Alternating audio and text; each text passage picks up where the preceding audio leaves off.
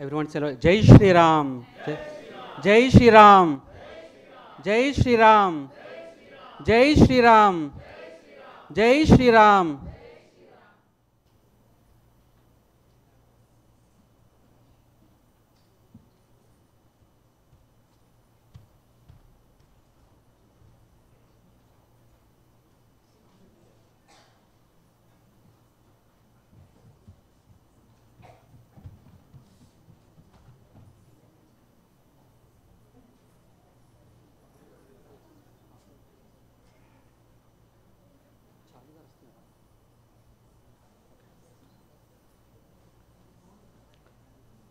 హరి ఓం శ్రీ గురుభ్యో నమః.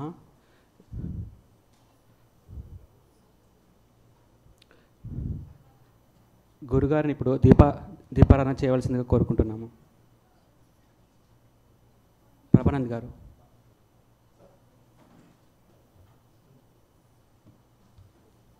ఎవ్రీవన్ సే లౌడ్ జై శ్రీరామ్. జై శ్రీరామ్. జై శ్రీరామ్. జై శ్రీరామ్.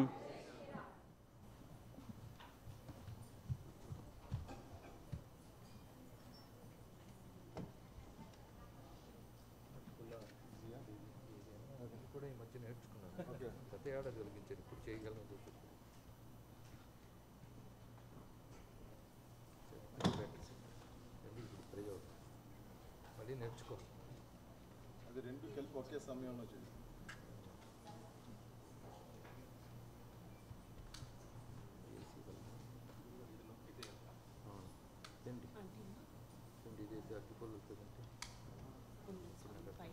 ఇలా పట్టుకోండి.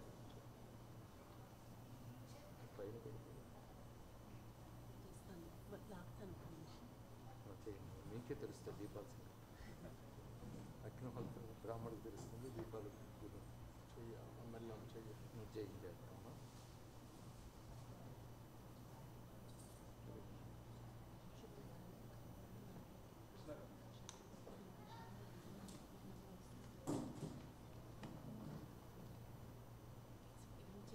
అది పునః అది చాలా అంతే మళ్ళీ ఇది పెరిగించమ్మా.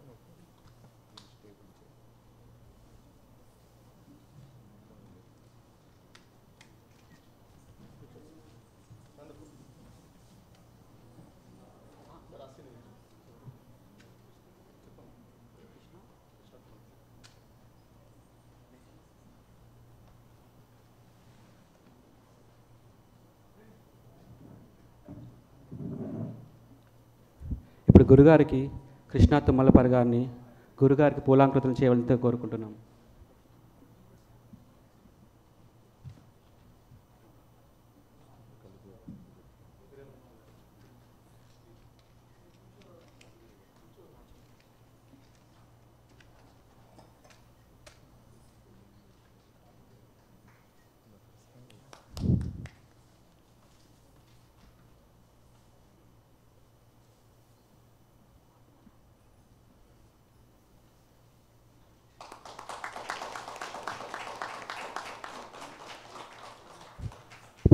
రాజవీరయ్య గారిని గురుగారికి షాలతో సత్కరించవలసిందిగా కోరుకుంటున్నాం. రాజవీరయ్య గారు పూలమాల వేశారు. ఇప్పుడు కృష్ణా తుమ్మలపల్లి గారు షాల్వా కప్.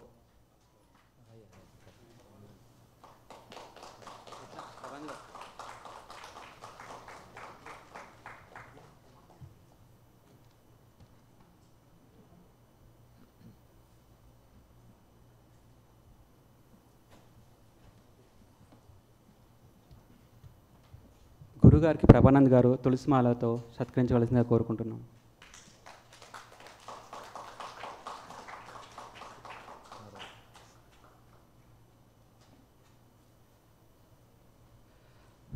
మనందరికీ గురుగారి నుంచి తెలిసినదే అయినా కూడా గురుగారిని పరిచయం చేయవలసిందిగా ఉషా మాచిరాజు గారిని కోరుకుంటున్నాము. డాక్టర్ మాచిరాజు గారు.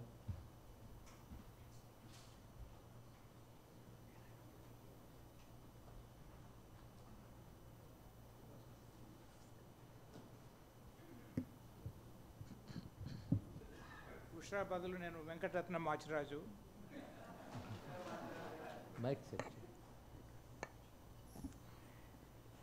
ఈ సమావేశ కార్యకర్తలు మన ముఖ్య అతిథిని మన సభకు పరిచయం చేయమన్నారు. 4 మాటలు క్లుప్తంగా చెప్పండి, ఎక్కువ టైం తీసుకోవద్దన్నారు. అయితే నవమన్మధుడా, అతి సుందరుడా, ఎవడే అతగాడు నీ మనసును దోచాడు, అప్పటి కాలం శర్మ గారు కాదు, ఇప్పుడు ఏంటంటే శ్రీ బ్రహ్మశ్రీ సామవేద షణ్ముఖ శర్మ గారు, ఆయనకు 4 మాటలు ఎలా చెప్పగలమండి, ఇంకొంచెం వ్యవధి కావాలని అన్నమాట. సరేనని చెప్పారు. అందువల్ల 4 మాటలు చెప్పదలుచుకున్నాను.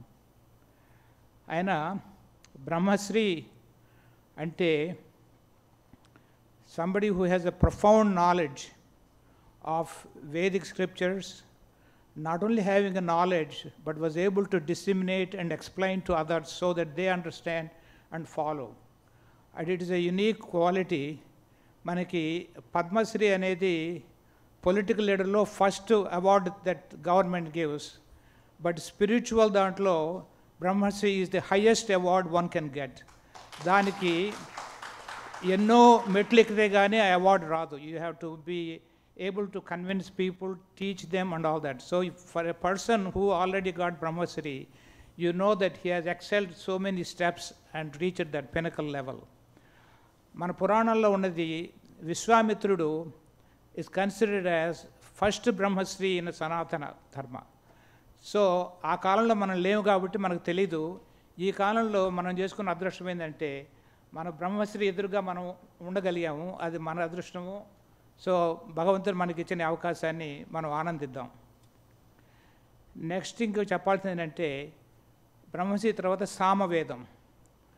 మన వేదాల్లో అన్నిల్లో కల్లా సామవేదం మామూలు మనుషులందరికీ కూడాను బాగా ఆకర్షపడుతుంది. ఎందుకంటే it has a melody, it has a sweet tone and it has musical note. మామూలు వేదాలన్నిటిలో సామాన్య మానవుడికి కొంచెం కష్టం అవుతుంది అర్థం చేసుకోవడానికి, చాంటింగ్ కానీ. ఈ సామవేదం అనేది చాలా మధురమైంది. సో ఆయన ఇంటి పేరు కూడాను సామవేదం కావటం ఎంత కోఇన్సిడెంట్సో అందరికీ తెలుస్తుంది, మనందరికీ అర్థమైందనమాట. ఎందుకంటే ఆయన ఎన్నో మాటల్లో ఇది సంఘాల్లోనూ మాటల్లోనూ ఎన్నో ప్రవచనాలు ఇచ్చారు. వాటన్నిటినీ ప్రజలకు ఆకర్షణ కట్టుకున్నారంటే ఆ సామవేదం సరిగ్గా సరిపోయిందనమాట. ఇంకా ఆయన పేరేందంటే షణ్ముఖ. అది తల్లిదండ్రులు ఎలా ఊహించారో, లేకపోతే ఆయన పేరు పెట్టినందువల్ల అలా కష్టపడి దీని శక్తిని సాధించారో. Face is the index of our mind అంటారు. మనందరికీ ఒక మెదడు ఉంది, ఒక ముఖం ఉంది. మానవుల్లో ఇంత శక్తితోటే ఎన్నో ఘనకార్యాలు సాధించారు మానవులు. ఇది ఒక ముఖం, ఒక మెదడుతోటి. అదే షణ్ముఖుడు అంటే బ్రహ్మదేవుడు ఈ ప్రపంచంలో ఉన్న అందరినీ ఆయన సృష్టించగలిగాడు. ఇది చతుర్ముఖుడు. ఆయనకన్నా ఇంకో 2 ఆకులు ఎక్కువ తింటే షణ్ముఖులు అవుతారనమాట. ఆయన సాధించగలిగింది ఈ యూనివర్స్ మొత్తంలోనూ ఏది సాధించలేదంటూ ఏమీ లేదనమాట. మన స్పిరిచువల్ డిస్కోర్సెస్ కానీ, మన హిందూ కల్చర్ కానీ, ఇదంతా ఒక ఓషన్ లాంటిది. అందులో మునిగితే తేలడం కష్టం. ఎందుకంటే అది చాంతాడులాగా ఒకదానితో ఒకటి వెళ్తూనే ఉంటుంది. There is no end for that kind of thing. అలాంటిది చదివి అర్థం చేసుకొని ప్రజలకు అందరికీ ఆకర్షణగా వినపడేలా చేయాలంటే ఎంతో జ్ఞానం ఉంటే కానీ అది చేయలేరనమాట. సో ఆ షణ్ముఖం అన్నది పేరు కూడాను చాలా సార్థకమైందంటే అది తల్లిదండ్రులు వాళ్ళు పిల్లవాడు పుట్టగానే చూసి వాళ్ళు ఆలోచించి ఆయన ఇలా పెద్దవాడు అవుతాడని పేరు పెట్టారా, లేకపోతే పేరు పెట్టినందువల్ల ఆయన అలా అయ్యాడనేది దేవుడికి తెలుసు.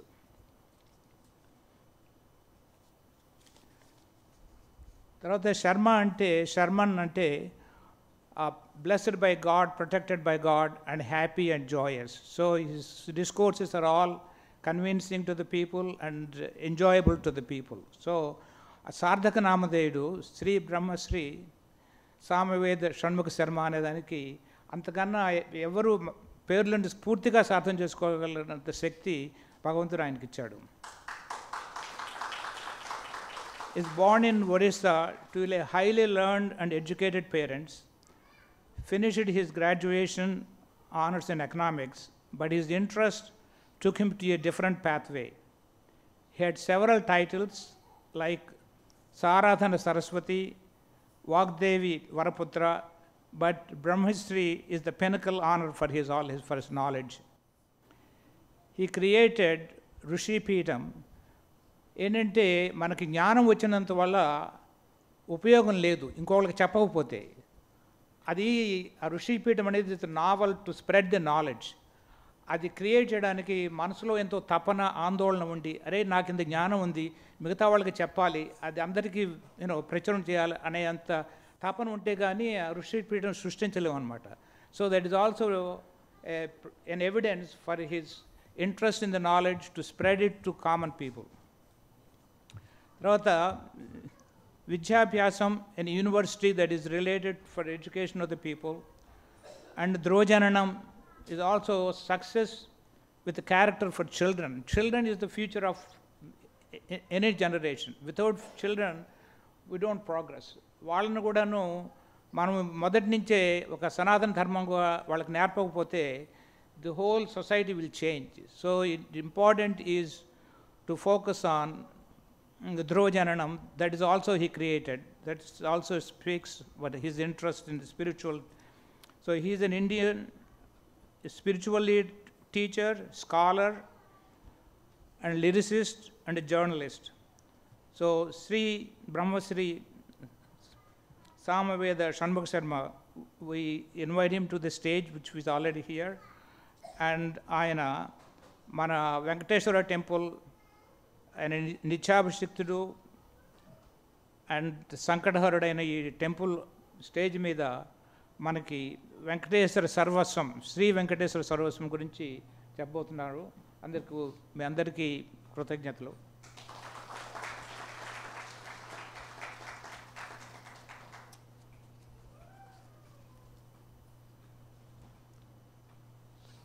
చాలా థ్యాంక్స్ అండి మాచిరాజు గారు.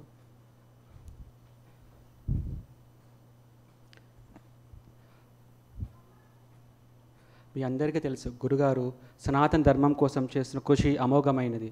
వారిలో భాగంగా ఋషిపీఠాన్ని స్థాపించి దాని ద్వారా ఎంతోమంది పిల్లలకి జ్ఞానం అందించాలని చెప్పి చాలా కార్యక్రమాలు చేశారు. అందులో మొదటి లర్న్ గీత, అలానే ధృవ జ్ఞానం, సంస్కృత బోధిని, వీటితో పాటు శివపథం కూడా ఆరంభించారు.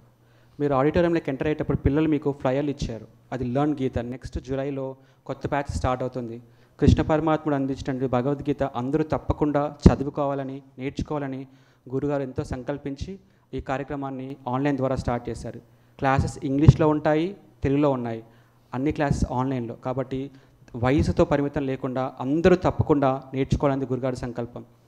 ఇంట్రెస్ట్ ఉన్న వాళ్ళు ఆ ఫ్లైలోనే కాంటాక్ట్ ఇన్ఫర్మేషన్తో రీచ్ అవుట్ అవ్వండి.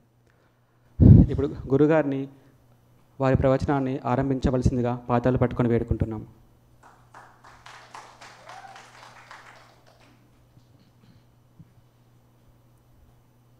అంతరాయతిమిరోపశాంతయే శాంతపావనమచింత్య వైభవం తం నరం వపుషి కుంజరం ముఖే మన్మహే కిమపి తుందిలం మహః.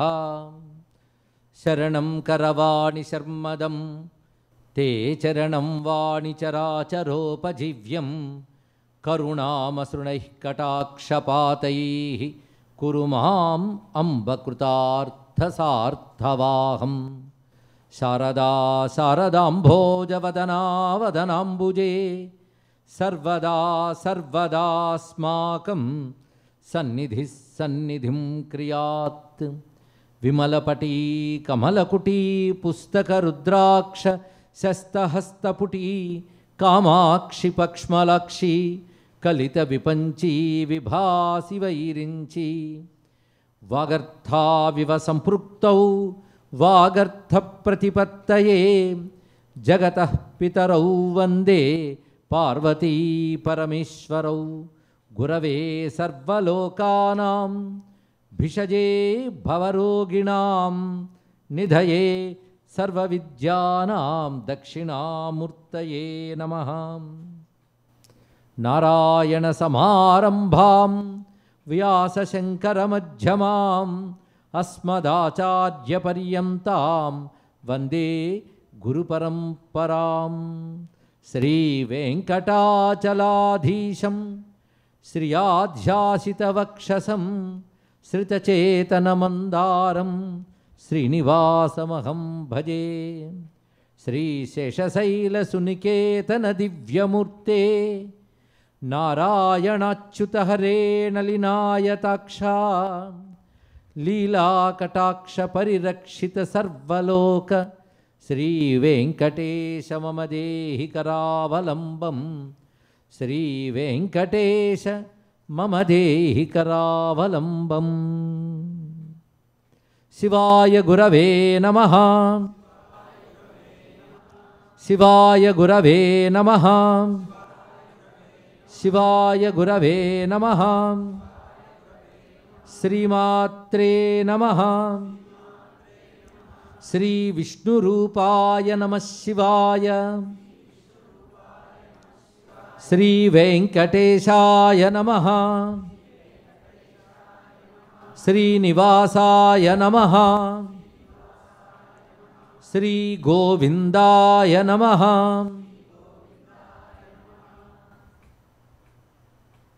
భగవన్మయమైన సభా సదస్సుకి నమస్సులు సమర్పణ చేసుకుంటూ పరమ పావనమైన ఈ ఆలయంలో మన కోసం వెలసి అనుగ్రహిస్తున్నటువంటి అఖిలాంటుకోటి బ్రహ్మాండ నాయకుడైన శ్రీ వెంకటేశ్వర శ్రీనివాస పరబ్రహ్మమునకు నమస్కరించుకుంటూ ఈ స్వామిని తలంచుకుంటేనే దర్శిస్తేనే అపారమైన ఆనందం కలుగుతుంది. ఆ ఆనందంతో స్వామి దగ్గర స్వామి వైభవాన్ని చెప్పడానికి మంచి అవకాశం కల్పించారు ఆలయ నిర్వాహకులు. వారందరికీ ముందుగా అభినందనలు అందిస్తూ ఈ 2 రోజుల పాటు శ్రీ వెంకటేశ్వర సర్వస్వం అనే దాని గురించి చెప్పాలి అని నిర్వాహకుల కోరిక మేరకు నిశ్చయించడం జరిగినది. అయితే సర్వస్వం చెప్పడం 2 రోజుల్లో సాధ్యమవుతుందా అనేది కూడా ప్రశ్న. ఎందుకంటే వెంకటేశ్వర స్వామి గురించి అపారమైన వాంగ్మయం మనకున్నది, లిటరేచర్. మూలం వేదాల్లోంచే లభ్యమవుతుంది. ఇక రెండవది 18 పురాణాల్లో 12 పురాణాల్లో వెంకటేశ్వర వైభవం అంతా చెప్పబడుతున్నది. వరాహ పురాణం, స్కాంద పురాణం ఇత్యాదులు ఎన్నింట్లోనూ, అలాగే భవిష్యోత్తర పురాణం, బ్రహ్మాండ పురాణం, వీటన్నింటిలో కూడా వెంకటేశ్వర తత్వం చెప్పబడుతున్నది. అది కాకుండా చరిత్ర వేపొద్దాం. ఇంతవరకు గ్రంథములయ్యాయి.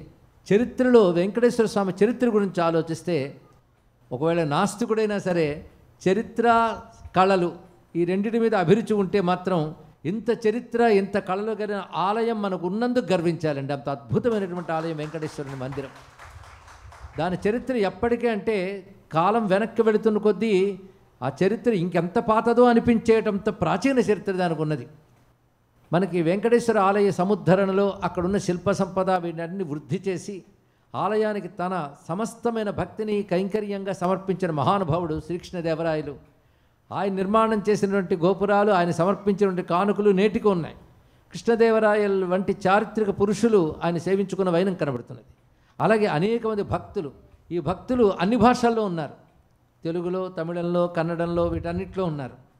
అందులో కన్నడంలో దాస సాహిత్యం ఎంతో వెంకటేశ్వర వైభవాన్ని మనకు ఆవిష్కరిస్తూ వస్తున్నది. పురంధరదాసు మొదలైన వారందరూ కూడా అందించారు. అది కాకుండా తమిళంలో ఆళ్వార్లు రచించిన పాసురాలు మొదలుకొని ఎన్నెన్నో స్వామి వాంగ్మయాన్ని చెప్తూ ఉంటాయి. ఇక ప్రత్యేకించి సంస్కృతంలో చాలా వాంగ్మయం పురాణములు కాక బయటకు వచ్చింది కూడా చాలా ఉన్నది. ఇక తెలుగులో అయితే సముద్రం అంత వాంగ్మయం ఉందని చెప్పడానికి నేను వెనకాడను. అంత అద్భుతంగా తెలుగులో స్వామివారి యొక్క సాహిత్యం ఉంది. నిజానికి తెలుగు, తమిళ విభాగాలు మనకి స్వతంత్రం వచ్చిన తర్వాత ఆ రాష్ట్ర భాగాలుగా చేసినప్పుడు భాషాప్రయుక్త రాష్ట్రాలు చేశారు. కానీ అది తెలుగువారికి మాత్రమే సొంతం కాదు. అటు తమిళులు, ఇటు కన్నడిగులు, ఆ మాటకొస్తూ ఉత్తరాది నుంచి వచ్చిన వాళ్ళు ఒకరేమిటి, ప్రపంచం నలుమూలల నుంచి స్వామివారికి భక్తులు ఉన్నారు. అయితే ప్రపంచమంతటికి కేంద్రంగా ఉన్న తిరుమల మన తెలుగు రాష్ట్రాల్లో ఉండడం మనం చేసుకున్న తెలుగువారు ఒక భాగ్యం. అయితే తిరుమల అనే మాట కానీ తిరుపతి అనే మాట కానీ రెండు తెలుగుకు సంబంధించింది కాదు. తిరుపడి అనే మాట నుంచి మనకు తిరుపతి అనే వ్యవహారం వచ్చింది. పడి అంటే మెట్లు, క్రింద నుండి మెట్లు బట్టి, తిరు అంటే పవిత్రమైన పడి, మల అంటే కొండ, తిరుమల అంటే పవిత్రమైన మంగళకరమైన కొండ అని అర్థం. అయితే దీనికి పురాణములు యందు చాలా పేర్లు ఉన్నాయి. ప్రసిద్ధిగా మాత్రం శేషాద్రి అని ప్రసిద్ధిగా ఉన్నది. కానీ ఇంకా చాలా చాలా పేర్లు దీనికి చెప్పబడుతున్నాయి. వెంకటాద్రి ఇత్యాది నామాలు కూడా కనబడుతున్నాయి. ఇలా చూస్తూ అసలు ఈ క్షేత్ర వైభవం ఏమిటి, స్వామి యొక్క స్వరూపం ఏమిటి, ఇవన్నీ తెలుసుకునే ప్రయత్నం చేయాలంటే 2 రోజులు అనేది అల్పమైన కాలమే. కానీ అందుకే వెంకటేశ్వర సారసర్వస్వం అని పేరు మార్చుతున్నాను నేను. సర్వస్వం అంటే మొత్తం చెప్పుకోవాలి. అలా చెప్పుకోవాలని ప్రయత్నిస్తే 9 రోజులు సంక్షేపంగా చెప్పుకున్న అవకాశం నాకు చాలా మార్లు లభించింది. అది సంక్షేపంగానే. అలాంటిది 2 రోజుల్లో సారం మనం చెప్పుకోవాలి. ఆ సారం సర్వస్వ సారం అన్నా సర్వస్వం అన్నా సరిపోతుంది ఇక్కడ. అందుకు ఎక్కడి నుంచి అంటే పురాణాదుల నుంచి మనం ప్రారంభించుకుంటే ఈ పర్వతం ఏమిటి, ఈ స్వామి ఏమిటి, ఈ వైభవం ఏంటో తెలుసుకోవాలి. అయితే శిలాతోరణం అని ఆ తిరుమల గిరుల్లో ఒకటి ఉంది. అంటే సహజంగా నిర్మాణమైనటువంటి ఒక రాతి తోరణం కొండల్లో ఉన్నది. అంటే నేచురల్గా ఫార్మ్ అయినటువంటి ఒక తోరణం. దాని కార్బన్ టెస్ట్ చేసి చూసినప్పుడు తెలిసిన విషయం ఏంటంటే ఈ భూమి ఆరంభమైనప్పుడు ఉన్నటువంటిది ఈ పర్వతము అని రుజువైందిటండి ఇక్కడ. అది చరిత్రలో ఉన్నది. ఇది ఆనందించదగ్గ విషయమే కాదు, ఆశ్చర్యం కలిగించే విషయం కూడా. ఎందుకంటే ఆ వృత్తాంతం ఇది భూమి ఆరంభంలోనే ఉన్నది అనే విషయం పురాణాల్లో చెప్పబడినది. ఇది ఆశ్చర్యం. అందుకే నాకు ఈ సమయంలో మా వివేకానంద మాట గుర్తొస్తుంది. విజ్ఞాన శాస్త్రం అభివృద్ధి చెందుతున్న కొద్దీ హిందూ మతం గొప్పతనం బయటపడుతుందన్నాడు ఆయన ఇక్కడ. అలా ఇంత గర్వించదగ్గ చరిత్ర మనకున్నది అని మనం తెలుసుకుంటే పిల్లలకు కూడా తెలియజేస్తాం కదా. అందుకు అటువంటి పవిత్రమైన చరిత్ర పురాణాల ఆధారంగా మనం చెప్పుకుంటూ, ఎందుకంటే భారతీయ చరిత్రకు ప్రధాన ఆధారాలు పురాణాలు. దాన్ని విస్మరించడం వల్ల మన అసలు చరిత్ర మనం తెలుసుకోలేకపోతున్నాం. అయితే ఈ భవ్యమైన ఈ పర్వతం ఎలా వచ్చింది అనే దాని గురించి ప్రస్తావన చేస్తూ, ఆదివరాహస్వామి అవతారం చాలామందికి తెలిసి ఉంటుంది. ఆయన తలంచుకుంటేనే చాలు ధన్యులమవుతాం. ఎందుకంటే భాగవతంలో మాట చెప్తాడు, ఆయన పేరు యజ్ఞవరాహం కదా. యజ్ఞవరాహస్వామిని తలంచుకుంటే ఎన్నో యజ్ఞములు చేసిన ఫలితం లభిస్తుందట. ఆ యజ్ఞవరాహస్వామి అవతారం అసలు ఈ కల్పానికి పేరే ఆయన పేరు మీద ఉంది కదా, శ్వేతవరాహ కల్పం అంటారని ఇక్కడ నేను చాలామందికి చెప్పనక్కర్లేదు, తెలుసు. శ్వేతవరాహ కల్పం ఎందుకు ఆ పేరు వచ్చిందంటే ఈ భూమిని ఉద్ధరించినటువంటి వాడు ఆదియందు శ్వేతవరాహస్వామి. ఒక విధంగా అదే మొదటి అవతారం. మనం 10 అవతారాల్లో మత్స్యావతారం మొదటన్నా ఆ లెక్క కాదు, అది వేరే లెక్కలు. కానీ భాగవతాది గ్రంథముల ఆధారంగా చెప్పాలంటే మొదట వచ్చినవాడు విరాట్ పురుషుడు, సర్వ జగత్తుని తనది వ్యక్తపరిచాడు. తర్వాత వచ్చినటువంటి అవతారం వరాహావతారమే చెప్పుకోవాలి ఇక్కడ. ఆ తర్వాత కల్పాలు గడుస్తూ ఉన్న కొద్దీ ఇతర అవతారాలు చెప్తారు. కానీ ప్రస్తుతం ఉన్న కల్పానికి మాత్రం ఆది శ్వేతవరాహస్వామి. ఆయన తెల్లని రూపంలో వచ్చాడు. నారాయణుడు నీలమేఘశ్యాముడుగానే ధరించినటువంటి వరాహావతారం శ్వేతవరాహం. ఈ స్వరూపం గురించి ఇవాళ మనం చెప్పుకుని ధన్యులమవుతున్నాం. శ్రవణ మాత్రం చేతనే ధన్యతనిచ్చే గొప్ప కథ ఇది. సృష్టి ఆరంభంలో బ్రహ్మదేవుడు నారాయణుడిచ్చిన శక్తితో చతుర్దశ భువన నిర్మాణము చేశాడు. ఆయన అది చేసి దాని యందు ప్రజా విస్తరణ చేయాలి. తనకి పైనున్న లోకములు ఒకటి లేవు. బ్రహ్మదేవుని లోకంతో చతుర్దశ భువనాలు పూర్తయ్యాయి. ఆ తర్వాత జనోలోక తపోలోకములు ఉంటాయి. పైనుండి సత్యలోకం, కింద జన తపోలోకములు ఉంటాయి. ఆ లోకముల యందు దివ్య సృష్టి జరిగింది. ఆ తర్వాత భూలోకం ఒకటి ఉంది. ఈ భూలోకం యందు మానవ సృష్టిని విస్తరింపజేయాలని సంకల్పించుకున్నాడు బ్రహ్మదేవుడు. దానికోసం ధ్యానం చేస్తుంటే నారాయణ అనుగ్రహం చేత బ్రహ్మదేవుని నుంచి ఒక మిథున సృష్టి జరిగింది. మొట్టమొదట వచ్చిన స్త్రీ పురుషులు వారే శతరూప స్వయంభువ మనువు అని చెప్పబడతారు. మనువు మనుపత్ని మొట్టమొదట వచ్చినటువంటి మిథునం వీళ్ళిద్దరూ కూడా.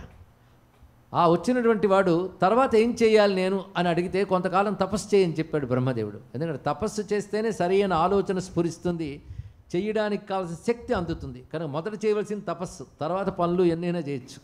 తపస్సు చేయమని చెప్పాడు బ్రహ్మదేవుడు. ఆ తపస్సు అంతా చేసిన తర్వాత వచ్చి తపస్సు పూర్తయినది, ఇప్పుడు నేనేం చేయాలంటే భూమి యందు నువ్వు సంతానాలను విస్తరింపజేయాలి, వివిధ సంతానాలను, ఇది నీ బాధ్యత అన్నాడు. ఇక్కడ ఇది భూమి ఎక్కడుంది అన్నాడు ఆయన.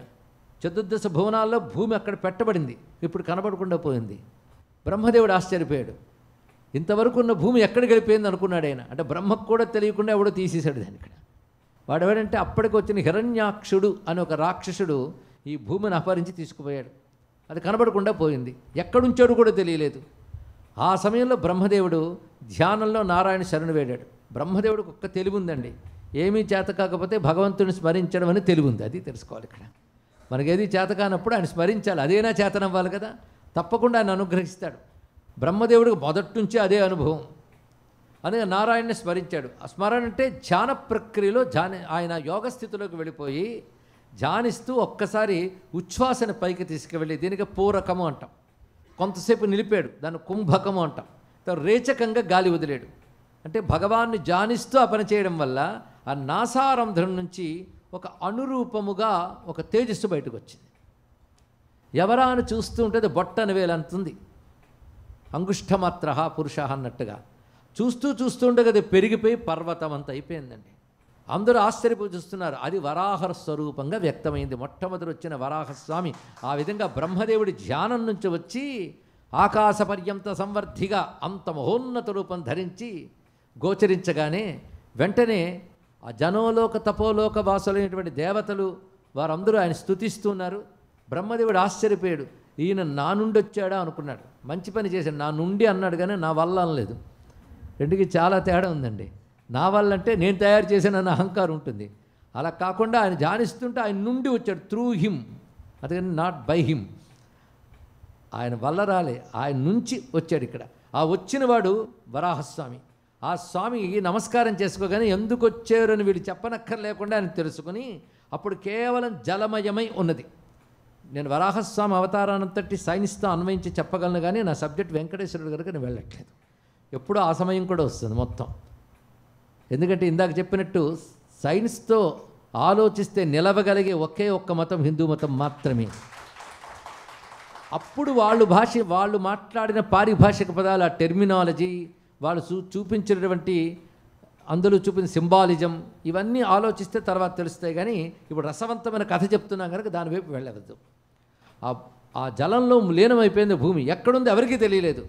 ఆ లోపల ప్రవేశించాడు నారాయణుడు. వరాహస్వామిగా లోపల ప్రవేశించాడు. వచ్చినవాడు ఎక్కడికి వెళ్ళాడో కూడా తెలియదు.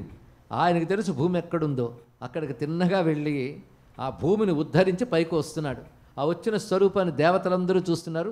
మనము చూద్దాం. మహావరాహో గోవింద సుషేణ కనకాంగది గుహ్యో గభీరో గగనో గుప్తశ్చక్ర గదాధర వేదాస్వాంగో జితకృష్ణో దృఢ సంకర్షణోచ్యుత. ఈ నామాలు ఎందులోవి? విష్ణు సహస్రనామ స్తోత్రంలో ఉంటాయి. విష్ణు సహస్రనామ స్తోత్రంలో విష్ణువు యొక్క అన్ని అవతారాలు ఉండాలి కదా. ఇప్పుడు వరాహవతారం ఈ నామాల్లో కనబడుతుంది. అనేక నామాల్లో వరాహవతారం కనబడుతుంది. భాష్యకారులు కూడా ఆ విషయాన్ని చెప్పారు. ఆయన మహావరాహం, సామాన్యుడు కాదు. వరాహం అనే మాటకే ఉద్ధరించేవాడని అర్థం. మహావరాహ, ఆయన పేరు గోవింద అన్నారు. ఇక్కడ వరాహస్వామి పేరు గోవిందుడండి. మరి కృష్ణుడి పేరు కూడా గోవిందుడు అంటే ఆ అవతారంలో మరొక అర్థం ఇచ్చాడు. కానీ వేదం ప్రకారంగా గోవింద అనే మాటకు అనేక అర్థములు ఉన్నాయి. ఒకటి, గో అనే శబ్దానికి భూమి అని అర్థం. వింద అంటే తెలుసుకొనువాడు, తెలియబడువాడు, రక్షించువాడు అని 3 అర్థాలు ఇక్కడ. అంటే భూమిని తెలుసుకున్నవాడు, ఈ భూమిని ఉద్ధరించడం ద్వారా తెలియబడువాడు, భూమిని రక్షించేవాడు. అంటే భూమిని అలా పట్టి నిలిపాడంటే ఎవడు పట్టాడు అని అప్పుడు చూసాం కనుక ఆయన ఎవరి వల్ల తెలిసాడు? భూమి ద్వారా తెలిసాడు కనుక గోవిందుడు. భూమిని రక్షించాడు కనుక గోవిందుడు.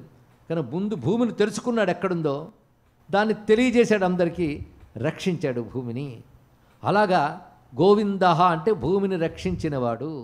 ఆ మాట ఎంత బాగుందండి. మనం దేని మీద ఉన్నాం ఆలోచిస్తారేంటి? ఆకాశంలో అనుకుంటున్నారా?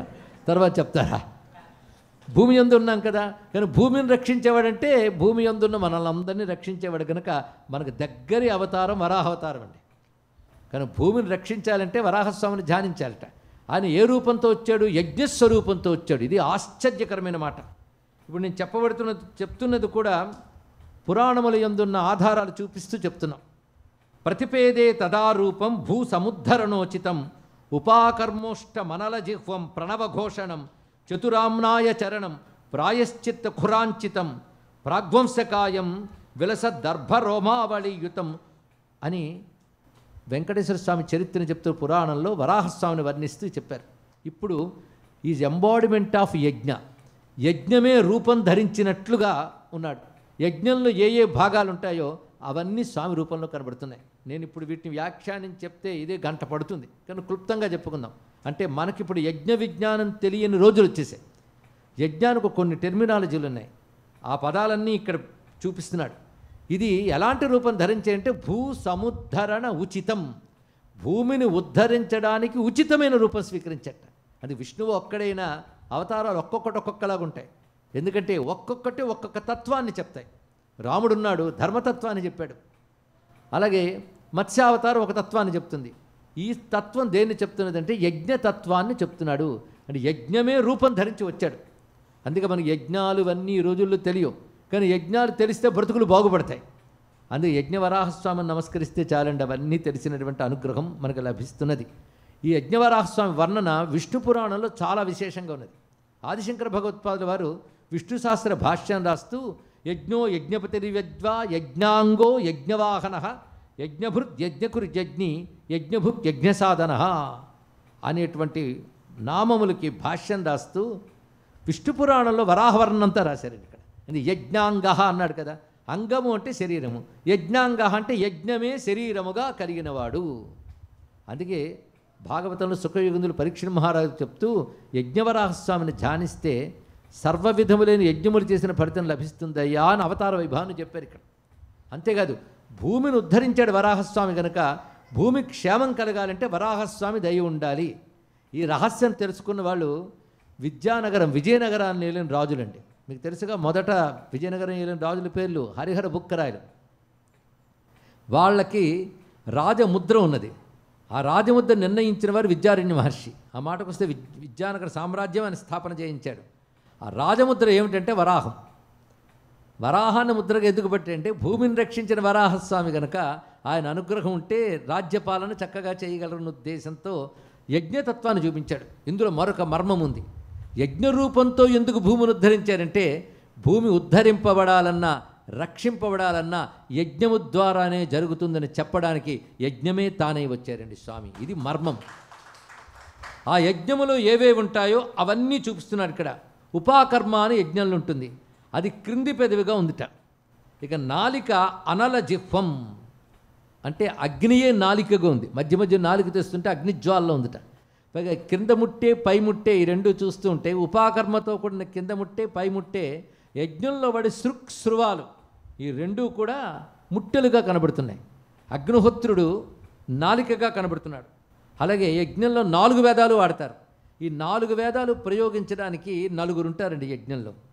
ఋగ్వేద యజుర్వేద సామవేద అథర్వవేదాలను ప్రయోగించడానికి ఋగ్వేదం చేసేటువంటి వాడు బ్రహ్మ అనే స్థానంలో ఉంటాడు. యజుర్వేదం హోత, సామవేదం ఉద్గాత, అధర్వేదం చెప్పేవాడు అధ్వరుడు అంటారు. ఇప్పటికీ ఆధ్వర్యంలోనూ వాడుతూ ఉంటాం. మనకు తెలియదు కానీ యజ్ఞ శబ్దాలు ఇప్పటికీ భారతదేశం వాడుతూ ఉంటుందండి. మామూలు నాస్తిక సభ జరిగిన ఫలానా వాడు ఆధ్వర్యంలో ఉంటారు వాడు. పైగా సభ అన్నది కూడా యజ్ఞంలో ఉండేదానికి సభ అని పేరు. సభాభ్య సభాపతిభ్యశ్చవ అంటే భారతీయ సంస్కృతి అంతా యజ్ఞ సంస్కృతే. కాబట్టి అక్కడ శృక్కుశ్రూములు ముట్టెలుగా, అగ్నిహోత్రుడు నాలుకగా, యజ్ఞములో వాడే చమస పురోడాస అనే పాత్రలు కన్నులు చెవులుగా కలిగినటువంటి వాడే, దర్భలు రోమములుగా కలిగిన వాడే, ఓంకారము ఘోషగా అన్నారు. ప్రణవ ఘోషణం ఓంకారము ఆయన యొక్క గర్ఘరధ్వని. ఒక్కొక్క దానికి ఒక్కొక్క పదం ఉంది, అన్నిటికీ ఒకటే వాడకూడదు. గాడిద గాండ్రించిందంటాం, సింహం గర్జించిందంటాం. మన భాష సరిగ్గా చెప్పకపోతే సింహం గాండ్రించింది గాడిద గర్జించిందంటే వినడానికి బాగుండదు భాష తెలిసిన వాళ్ళకి. అలాగే వరాహం ధ్వని పేరు గర్ఘరధ్వని అంటారు. ఈ వరాహం చేస్తున్న ధ్వని ఏమిటంటే ప్రణవం, ఓంకారాన్ని ధ్వని చేస్తున్నది. అలా ఏర్పడ్డటువంటి దర్భలు రోమములుగా కలిగినటువంటి యజ్ఞవరాహస్వామి సృక్తుండ సామస్వరధీరనాథ ప్రాగ్వంశకాయాఖిల సత్ర సంఘే అని భాగవతంలో కూడా చెప్తారు. అలాంటి స్వామి ఈ భూమిని ఉద్ధరించి వస్తూ ఉంటే ఆ దృశ్యం ఎలా కనబడుతుందంటే మహావరాహో గోవింద సుషేన. శేన అంటే ఇక్కడ శక్తులతో కలిసి వస్తున్నాడు, అనేక శక్తులతో ఉన్నాడు. పైగా అనేక రకాల ఆభరణాలు ధరించున్నాడు. కనకాంగది స్వర్ణాభరణములతో ప్రకాశిస్తున్నాడు. ఇంతవరకు ఎక్కడికి వెళ్ళాడు? గుహ్యో గభీరో గహనం. గుహ్యం అంటే రహస్యం, గభీరం అంటే లోతు, గహనం అంటే అంతుపట్టని అని అర్థం. 3 చూశారు, 3 శబ్దములు. ఆయన జలాల్లోకి వెళ్ళినప్పుడు గుహ్య కనబడలేదు, ఎంతో లోతుకు వెళ్ళాడు కనుక గభీరుడు, అంతుపట్టలేదు కనుక గహనుడు. అటువంటి వాడు క్రమంగా పైకొస్తున్నాడు. వస్తున్నప్పుడు ఎలా పోల్చుకున్నారంటే గుప్త చక్రగదాధర, చక్రము గద ఇవన్నీ దాల్చి పైకి వస్తున్నాడు స్వామి. ఆ స్వరూపాన్ని ధ్యానిస్తున్నాం. ఆ వచ్చినటువంటి వాడు ఎవడంటే సృష్టికర్త. సృష్టికర్త అంటే బ్రహ్మ అనుకుంటాం మనం, ఆయనకు కూడా సృష్టికర్త. అందుకే వేదాహ స్వాంగ. స్వాంగ అంటే సు అంగ, మంచి అంగములు అంటే యజ్ఞాంగములు కలిగినవాడు. ఇది యజ్ఞం లోకానికి క్షేమం కలిగించడానికే వచ్చింది కనుక యజ్ఞాంగములు కలిగిన స్వామి లోకక్షేమం కలిగించే యజ్ఞస్వరూపుడు. అందుకే యజ్ఞేశ అచ్యుత గోవింద అనటం. యజ్ఞో వై విష్ణువు, యజ్ఞేశ అచ్యుత గోవింద. గోవింద శబ్దం గుర్తుపెట్టుకోండి. కానీ గోవింద ఎవరి నామం? వరాహస్వామి యొక్క నామం అది, గోవిందుడు. భూమిని ఉద్ధరించిన వాడు. అసలు భూమి ఏంటో ఆయనకి తెలుసు, మనకేం తెలుసు? ఎంత రీసెర్చ్ చేసినా ఎప్పటికీ భూమి మనకు అర్థం కావట్లేదు. గుండ్రంగా ఉంటుంది అంటాం కానీ భూమిలో ఉన్న తత్వములు ఎవరికి తెలుసండి? పరమాత్మకు తప్ప సృష్టి రహస్యాలు ఎవరికి తెలుస్తాయి? ఇన్నాళ్ళకి పక్కనున్న అంగారక గ్రహం మీద వ్యూ ఫైండర్ పంపడానికి కొన్ని శతాబ్దాలు పట్టింది మనకి. అది కొంత మట్టి మశానం తెలుసుకోవడానికే. మొత్తం తెలుసుకోవాలంటే ఎవరికి తెలుసు? విశ్వమంతా నిర్వహిస్తున్న విష్ణువుకి తెలియాలి. అందుకే ఆ మహానుభావుడు భూమిని ఉద్ధరిస్తూ వచ్చినటువంటి స్వరూపం. వేదాస్వాంగో అజిత కృష్ణ. అజిత అని ఆయనకు పేరు. అజిత అంటే ఆయన ఎవరు ఓడించలేరు. అందుకే వస్తున్నప్పుడు ఆ భూమిని తెస్తున్న వైనం చూడాలంటే దాన్ని దాచిపెట్టినవాడు హిరణ్యాక్షుడు. దాచిపెట్టి రాక్షసులను కాపలాగా పెట్టాడు. పెట్టి ఎవరితో నేను యుద్ధం చేయాలని బయలుదేరాడు ఆయన. కొందరికి అంతే తీరిగ్గా ఉంటూ ఊసిపోదు. వీడిని గిల్లి వాడిని గిల్లి వాడు 10 తిడితే వీడు 100 తిట్టి అమ్మయ్య అని అప్పుడు అనుకుంటారు ఇక్కడ. కనుక వాడు బయలుదేరి ఎవరితో నేను యుద్ధం చేయాలని బయలుదేరి అప్పుడు బాగా చూశాడు. అప్పుడు డామినేషన్ వాటర్, నీరు తప్ప మరేమీ కనిపించట్లేదు. అంటే వరుణుడు గట్టివాడు అనుకుని ఆ వరుణుడితో యుద్ధం చేయడానికి సిద్ధపడ్డాడు ఆయన. అప్పుడు వరుణుడు ముందే చెప్పేశాడు, బాబు నాతో కాదు, నేను నీతో యుద్ధం చేయలేను, నాకంటే గొప్పవాడున్నాడు. ప్రళయకాలంలో మొత్తం జలమయమైనప్పుడు తెప్పగా మర్రాకు మీద తేలాడువాడు ఎప్పుడు లోకములెల్ల ఏలేటివాడు అన్నాడు కదా అన్నమాచార్య వారు. అలాగా వటపత్రం మీద తేలుతో ఆయన ఉంటాడు. ఆయన నాకంటే గట్టివాడు. తర్వాత ఆయన శేషశయనుడి సృష్టి ఆరంభంలో ఉంటాడు. ఆయనతో యుద్ధం చేసి గెలిస్తే నీకు కీర్తి వస్తుంది, కానీ నేను యుద్ధం చేయలేనన్న నాతో నువ్వు యుద్ధం చేస్తే నీకేం కీర్తి అయ్యా అంటే ఆయన ఎక్కడుంటాడన్నాడు. అంతవరకు చెప్పగలను, కానీ ఎక్కడుంటాడు అడ్రస్ కూడా ఇమ్మంటే నేను ఎక్కడ ఇస్తాను, నువ్వే వెతుక్కో అన్నట్టు. అప్పుడు వెతుకుతున్నాడండి. కొంచెం ఆలోచిస్తే ఎవడైతే భగవంతుడి కోసం వెతుకుతాడో ఆయన భగవంతుడు రప్పించుకుంటాడు. మనం వెతకట్లేదు కనుక రప్పించుకోవట్లేదు, కానీ వెతుకుతున్నాడు ఆయన. వెతుకుతుంటే ఒక ఆయన ఎదురయ్యాడు. ఆయన చక్కగా ఎదురవుతుంటాడు. వెతికే వాళ్ళ కోసం ఎదురుతాడు. ఆయన పేరు నారదులు వారు. ఆయన వచ్చారు అక్కడికి. ఎన్నైనా ఎవరి కోసం వెతుకుతున్నావు అంటే విష్ణువు కోసం వెతుకుతున్నానని. చూసావా విష్ణువు ఎలా ఉంటాడు అనుకున్నావు? చతుర్భుజాలు శంఖచక్రాలు ఎవరో చెప్పారని. అవునా, నువ్వు ఎలా అనుకుంటావో అలా కనబడ్డు, అది తెలుసుకోవాలి. నువ్వు ఇలా వస్తాడనుకుంటే ఆయన అలా వస్తాడు, అదే భగవంతుడు. కానీ భగవంతుడు ఇలా ఉంటాడు నువ్వెవడు నిర్దేశించడానికి? అనిర్దేశ్య వపు శ్రీమాన్ అమేయాత్మ చదువుకుంటున్నావు కదా. ఆ నిర్దేశ్య వపుహు, ఇది రూపమని నిర్ణయించలేవు. ఎప్పుడు ఎక్కడ ఎలా వస్తాడు ఆయన ఇష్టం. లీలా రూపధరుడు ఆయన, లీలగా ధరిస్తాడు. ఇప్పుడు ఆయన ఒక రూపంతో వచ్చాడు తెలుసా? నువ్వు దాచిపెట్టినటువంటి భూమి దగ్గరికి వెళ్ళాడు ఆయన. అది తెచ్చుకొస్తుంటే నువ్వు కాపలా పెట్టిన రాక్షసులు ఆయన మీదకి వెళ్తే వాళ్ళందరి పని పూర్తి చేసి చక్కగా తీసుకెళ్తున్నాడు. చూసుకో అక్కడ ఉన్నాడని. వెంటనే అక్కడికి వెళ్ళి చూశాడు. చూస్తే వరాహస్వామి. ఇలా ఉంటాడు విష్ణువు. ఏమేమి నారదులు చెప్పారు కనుక ఈయనే విష్ణువై ఉంటాడని యుద్ధానికి దిగారండి. ఆ యుద్ధంలో అనేక రకాల ఆయుధాలు ప్రయోగిస్తున్నాడు హిరణ్యాక్షుడు. అప్పుడు స్వామివారు కూడా వాడికి సమాధానం చెప్తున్నారు. చిట్ట చివరికి ఆయన చేసింది ఏంటంటే ఆయుధాలను పక్కన పెట్టి గోబ గుయ్యమనిపించాడండి. నేను ఈ మాట సంస్కృతంలో కర్ణమూలే హన్ అని ఒక మాట ఉన్నది. కర్ణమూలం అంటే చెవి మొదలు. అక్కడ కొట్టేట అరచేత్తో కొట్టాడు వరాహస్వామి. వెంటనే కళ్ళు తిరిగి నెత్తురు కక్కుకుంటూ హిరణ్యాక్షుడు మరణించాడు. భూమిని క్షేమంగా తీసుకువచ్చి స్వామి యథాస్థానంలో పెట్టి దేవతలందరి యొక్క స్తోత్రాన్ని స్వీకరించాడు. ఇలా భూమిని ఉద్ధరించి దాని కక్షలో దాన్ని పెట్టి దాని గమనం దానికి నిర్దేశించి స్వామి కాపాడాడు. ఎందుకంటే విశ్వ నియమములు నడిపేవాడు విష్ణువు. ఈ తర్వాతైనా మీరు ఆలోచించుకోవచ్చు. యూనివర్సల్ లాస్ కొన్ని ఉంటాయి, మనం తయారు చేయలేదు. ఏ గ్రహాలు ఎక్కడ ఉండాలి, ఏ నక్షత్రాలు ఎక్కడ ఉండాలి, వాడి పొజిషన్ ఏమిటి, వాటి సంచారం ఏమిటి, ఇవి యాక్సిడెంటల్గా జరగలేదండి. ఒకానొక నాలెడ్జ్తో జరిగింది, ఒకానొక సిస్టంతో జరిగింది. ఆ నాలెడ్జ్ అండ్ సిస్టమ్ ఏ శక్తియో ఆయన్నే మన నారాయణుడు అన్నాం. వీటితో జగత్తంతరి పట్టి నడుపుతున్నాడు. అందుకే ఆయన పేరు ఇక్కడ దృఢ సంకర్షణోచ్యుత అజిత కృష్ణ దృఢ సంకర్షణ అచ్యుత. ఇందాక చెప్పిన వరాహనామాల్లో వచ్చింది. అజిత అంటే ఆయన ఎవరు ఓడించలేరు. ఆయన రాక్షసులను ఓడించాడు కనుక అజితుడు. ఆయన పేరు కృష్ణుడు. చూసారా, కృష్ణుడు అంటే మనకి ద్వాపర యుగంలో వచ్చిన ఆయన కదండి. ఆయన ఎలా అయ్యాడంటే ఈ గోవిందనామం ఆయనకు వచ్చినట్టు కృష్ణనామం కూడా ఆయనకు ఉంది. నేను వేదంలో ఒక మంత్రం ఉంది. ఉధృతాసిహి వైదేవి కృష్ణేన శతబాహున. 100 చేతులు కలిగిన కృష్ణుడి చేతను ఉద్ధరింపబడ్డా ఓ భూమాత అన్నాడు. ఏ కృష్ణుడైనా ఈ కృష్ణుడు. కృష్ణుడు అంటే కర్షణ శక్తి. కర్షణ శక్తి, గ్రావిటేషన్ అంటాం కదా, కర్షణ శక్తి స్వరూపుట. సమస్త గ్రహ నక్షత్ర మండలాలన్నీ కూడా ఈ విశ్వంలో కర్షణ శక్తి చేతనే పట్టి నడపబడుతున్నాయి. ఒక బంతే ఆకాశంలో నిలబడితే ఇవన్నీ ఎవరు పట్టి నడుపుతున్నారు? ఆ పట్టి నడిపే కర్షణ శక్తి విశ్వమంతా వ్యాపించిన విష్ణువే గనక విష్ణువే కృష్ణుడు, కృష్ణుడే విష్ణువు. ఇది తెలుసుకోవాల్సింది. ఆ మాటకు వస్తే దేవకీదేవికి పుట్టాక ఆయన కృష్ణుడు కాలే, ముందే కృష్ణుడు. ఆ పేరు ఈయనకి పెట్టారు. ఎందుకంటే ఆయనే ఈయనగా పుట్టాడు కనుక ఆయన పేరు ఈయనకి పెట్టారు. అంతేగాని కృష్ణ శబ్దం అప్పుడే ప్రారంభం కాలేదు, ముందు స్వామికే ఉంది అది.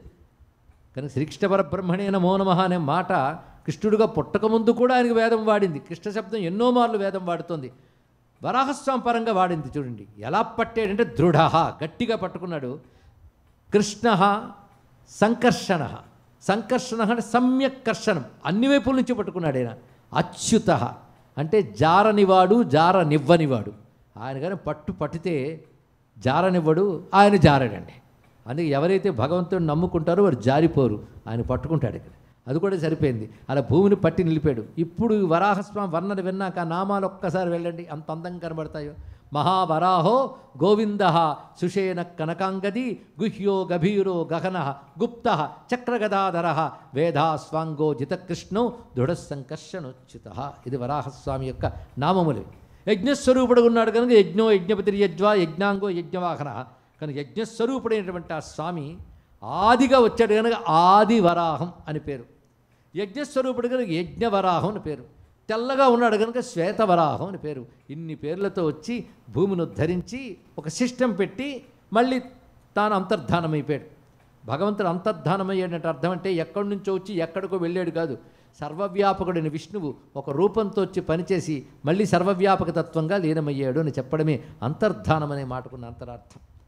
ఈ విధంగా చేసిన తర్వాత అప్పుడు భూదేవి ఒకసారి అనుకుందిట. భూదేవి అంటే మనం చూస్తున్న ప్రకృతిలో ప్రధానికో దేవతాశక్తి ఉంటుంది, సముద్రానికో దేవత ఉంటుంది. దాన్ని సముద్రుడు అంటాం, అది పుంలింగం, ఆ దేవత పేరు. అదేవిధంగా భూమికో దేవత ఉంది, అది భూదేవి.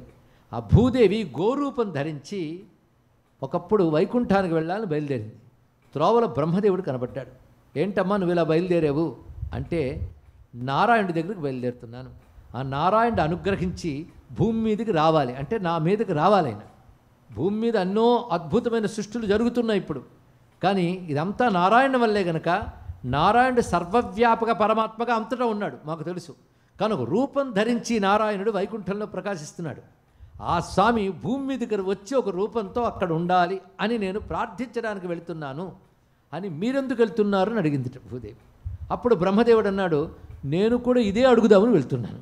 ఎంత భూమిని ఉద్ధరించేవి కదా, ఒక్కసారి ఏదో ఒక గొప్ప రూపంతో వెళ్ళి ఆ భూమి యందు ప్రజలను అనుగ్రహించవచ్చు కదా అని అడుగుదామని వెళ్తున్నానంటే ఇద్దరికీ ఈ కోరిక పుట్టిందంటే ఆశ్చర్యంగా ఉంది. అంటే ఈ ఇద్దరికి కోరిక పుట్టించిన వాడు లోపల ఉన్నాడు. ఆయన వద్దకు వెళ్ళి ప్రార్థన చేశారు. అప్పుడు సరే భూమి మీదకి వస్తాను కానీ నేను రావాలంటే నాకు అనువైనటువంటి చోటు ఉండాలి కదా, మరి ఆ చోటు ఏది అని వీళ్ళు చర్చ చేస్తూ ఉంటే స్వామికి ఎప్పుడు సేవ చేసుకునేవాడు కూడా ఉన్నాడు అక్కడ. ఆదిశేషుడు స్వామికి పర్యంకంగా ఉంటాడు, అనేక విధాల సేవ చేసుకుంటాడు. ఆదిశేషు అంటున్నాడు, స్వామి నేను భూమి మీదకి వెళతాను, ఎలాగంటే అనంతోహం మహాదేవా స్థాస్యామి గిరిరూపధృక్ భవతా రమయాసార్థం మమ సానుషు రమ్యతాం. నేను ఇప్పుడు చెప్పిన మాట బ్రహ్మాండ పురాణంలోది. ఇలాగ వరాహ పురాణం ఉంచుకొని బ్రహ్మాండ పురాణం అన్నిట్లోంచి. ఎందుకంటే వెంకటేశ్వరుడి దయ వల్ల ఇన్ని పురాణాల్లో ఉన్న వెంకటేశ్వరుడి చరిత్రని, అలాగే చరిత్రలో ఉన్న వెంకటేశ్వరుణ్ణి, భక్తులు అందించిన వెంకటేశ్వరుణ్ణి అన్నీ కేవలం ఆయన పైన భక్తితో చదువుకోవడం జరిగింది, వాటి మనసులో గుర్తుపెట్టుకోవడం జరిగింది, ఇవాళ మీతో పంచుకోవడం జరుగుతుంది. ఒక్కటే మీకు బెనిఫిట్ ఏంటంటే కష్టపడి ఇవన్నీ చదవకుండా ఆ కష్టం మీద మేమే పడి ఇష్టంగా మీకు అందిస్తున్నాం. అంతే, చేయవలసింది సులభంగా ఏకాగ్రంగా కూర్చొని వినడమే. దానికి కూడా వెనకాడితే నేనేం చెప్పలేను. ఎందుకంటే ఒక ఆయనకి అరటిపండు బొరిచి నోట్లో పెట్టేట, అప్పుడు అన్నాడు కొరకడం ఎవరితే కొరుకుతాడండి అంటే, వాడే కొరకాలి రుచి కావాలంటే. కనుక ముందు ఆస్వాదించడానికి మనం సిద్ధం అవ్వాలండి. దాని సిద్ధమైతే స్వామి చెప్తున్న మాట, ఎవరు శేషస్వామి చెప్తున్నాడు, అనంతోహం మహాదేవ స్థాస్యామి గిరిరూపధృక్, నేను పర్వత రూపం ధరించి ఉంటాను, నువ్వు లక్ష్మీ సహితుడివై నా సానువుల యందు అంటే చర్యలు నా కొండలపై విహరించాలి అని చెప్తే సరే అని స్వామి సమ్మతించాడు. అయితే అప్పుడు గరుత్మంతుడు అన్నాడు, నా ముచ్చట తీర్చు, ఈ చుట్టిన పాముని నేను తీసుకెళ్ళి భూమి మీద పెడతాను, అప్పుడు అది విస్తరిస్తుంది దాని ఇష్టం. అంటే సరే కానీ మొన్నప్పుడు అప్పుడు గరుత్మంతుడు తన మీద పెట్టుకుని తీసుకొచ్చాడు. అక్కడ ఆదిశేషువు పర్వత రూపంగా మారి నిలబడ్డట. అప్పుడు గరుత్మంతుడు తెచ్చాడు కనుక గరుడాద్రి, ఆదిశేషుడే పర్వతమయ్యాడు కనుక శేషాద్రి అని పేరు వచ్చిందండి. ఇది శేషాద్రి గరుడాద్రి ఆవిర్భవించిన వైనం. అందుకే దీని ఫణామణి ప్రదేశోయం వెంకటాద్రి స్మృత. దానికి వెంకటాద్రి అని మరొక పేరు ఉందిట. అప్పుడు 3 పేర్లు వచ్చేసాయి చూడండి ఇక్కడ. శేషాద్రి వృషభాద్రిశ్చ నారాయణగిరిస్తదా. ఏమిటి ఇన్ని పేర్లు? ఇది 3 అంటూ గుర్తుపెట్టుకోవచ్చు కానీ శేషాద్రి వృషభాద్రి అని మరొక పేరు, నారాయణాద్రి అని మరొక పేరు ఇప్పటి వరకు చెప్పుకున్నాం. ఇంకా తర్వాత ఇంకా చాలా పేర్లు వచ్చాయి. అంజనాద్రి అని పేరు తర్వాత వచ్చింది. ఎన్ని పేర్లు ఇవన్నీ? ఎవరైనా చెప్పగలరా? ఎన్ని పేర్లు అండి? 7 కావుట. అది వచ్చింది బాధ. 7 కావు, 7 కొండలు కావు. చాలామంది 7 కొండలు అంటారు కానీ 7 కొండలు అని ఎక్కడ చెప్పబడలేదు. మీరు మొత్తం అన్నమయ్య కీర్తనలు వినండి, ఎక్కడ 7 కొండలు ప్రస్తావన ఉండదు. సప్తగిరి అనే మాట కూడా మనకు కనబడదు. ఇది ఒక రహస్యం. మరి ఇన్నాళ్ళు చెప్తున్నది అంతా తీసిపారేసారే అని మీరు అనుకుంటారేమో. ఏం బాధపడక్కర్లేదు. 7 కొండల వ్యవహారం వేరేగా ఉంటుంది కానీ కొండకొక పేరు చొప్పున 7 కొండలు లేవు. అది తెలుసుకోవాలి. ఈ కొండ పేరిది, ఆ కొండ పేరిది అని ఎక్కడా లేదు. అసలు 7 కొండల పేర్లు ఎక్కడున్నాయండి అంటే వెంకటేశ్వర సుప్రభాతంలో ప్రసిద్ధి చెంది 7 పేర్లు చెప్పాడు. శ్రీ శేషశైల గరుడాచల వెంకటాద్రి నారాయణాద్రి వృషభాద్రి వృషాద్రి ముఖ్యాన్ ఆక్షాం త్వదీయ వసతే రనిశం వదంతి శ్రీ వెంకటాచలపతే తవ సుప్రభాతం. ఇది చాలామంది తెలుసు కదా. ఇందులో 7 పేర్లు ఉన్నాయి మీరు పరిశీలిస్తే. శ్రీ, అదే శ్రీ గిరి ఒక పేరు, శేష, శైల, గరుడ, వెంకట, నారాయణ, వృషభాద్రి, వృషాద్రి. ఇది మొత్తం ఇలాగా ముఖ్యాం ఆఖ్యాం మొదలైన పేర్లు నీ వసతికున్నాయన్నాడు. ఆయన కూడా 7 పేర్లు ఉన్నాయని లేదు. 7 పేర్లు చెప్పి ఎక్సెట్రా మొదలైన పేర్లన్నీ నీ వసతికున్నాయన్నాడు. అంతేగాని 7 కొండలు అని ఎక్కడ విభాగం లేదు. ఎన్ని పేర్లు పురాణం చెప్తోంది ఒక్కసారి చూద్దాం. మళ్ళీ ఇప్పుడు చెప్పినవి కాక శ్రీ వెంకటాద్రిరితి, శేషమహీధరీతి, ఇక్కడ వరకు వచ్చారు కదా. నారాయణాద్రిరితి, అంజనభూధరేతి, స్వర్ణాచలేచ్చపిచ, దీనికి మరొక పేరు స్వర్ణాద్రి, ఇంకొక పేరు రత్నాద్రి, రత్నమహీధరేతి. అంతేకాదు దీనికి వరాహస్వామి ఉంటాడు కానీ వరాహాద్రి అని పేరు, నృసింహాద్రి అని పేరు కూడా కనబడుతుందండి. శ్రీమన్ నృసింహ విభవే గరుడ ధ్వజాయ, ఆ పేరు కూడా కనబడుతుంది. ఆశ్చర్యం. అందుకే గోవిందాయ నమో నిత్యం శ్రీనివాసాయ తే నమః అష్టోత్తర శతనామాల్లో నృసింహాద్రి పేరు కూడా ఉంటుంది కనుక దీని నృసింహాద్రి పేరు కూడా ఉన్నది. ఎన్ని పేర్లు ఒక్కటే చెప్తాడు ఇక్కడ. భూయాంసి సంతి భువనోత్తమ పావనాని. ఇలా అనేక పేర్లు స్వామి పర్వతములకు ఉన్నాయి. ఎందుకంటే పర్వత శ్రేణి మొత్తం కలుపుకుని పర్వత శ్రేణి, కొండకొక్క పేరు కాదు, అన్ని కొండలకి కలిపి ఇన్ని పేర్లు, మొత్తం పర్వత శ్రేణి అంతటినీ కలిపే శేషాద్రి, వెంకటాద్రి, నారాయణాద్రి అంటారు. అందుకే వెతికి చూసినా ఎక్కడా కూడా 7 కొండలను కనబడదు. తర్వాత కాలంలో క్రమంగా ఈ సుప్రభాత ప్రాచుర్యం వల్ల 7 కొండలు లెక్క ఉంది కనుక 7 కొండలను కొండకు పేరు వీళ్ళు అనుకుంటారు. ఇప్పుడు మీరు వెళ్ళి చూసినా ఏ కొండ పేరు ఏమిటో ఎవరు చెప్పరండి. ఇక్కడ అంతా కలిపే శేషాద్రి, అంతా కలిపే నారాయణాద్రి. నారాయణుడు ఉన్నాడు కనుక నారాయణాద్రి. ఇక వృషభాద్రి, వృషాద్రి ఎలా వచ్చిందో తర్వాత చూద్దాం. ఇవన్నీ ప్రాచీన కాలం నుంచే ఉన్నటువంటి పేర్లు. అందుకే ఇన్ని నామాలతో ఉన్నప్పటికీ ఇక్కడ ఒక రహస్యం మళ్ళీ చెప్పాలి. మొత్తం వెంకటాద్రి గురించి వేదాల్లో ప్రస్తావన ఉంది. అంటే పురాణాల్లో అంటే తర్వాత కాలంలో వచ్చి అనుకోవచ్చు. వేదంలో ప్రస్తావన కనబడుతుంది. వేదం ఆధారంగానే పురాణాలు ఉంటాయి. పురాణంలో చెప్పిన ప్రతి మాటకి వేదము ప్రమాణము, ఇది తెలుసుకోవాలి. అందుకే పురాణాలు సరిగ్గా చదివితే కానీ వేదం అర్థం కాదుట. వేదంలో ఋగ్వేదంలో మంత్రం ఉంది. అరాయికాని వికటే గిరిం గచ్చ సదాన్వే సిరింబిటస్య సత్వభిహి తేభిష్ట్వా చాతయామసి అని ఒక మంత్రం ఉంది. దీని అర్థం ఏంటంటే ఓరి దరిద్రుడా అని సంబోధిస్తూ చెప్తున్నది.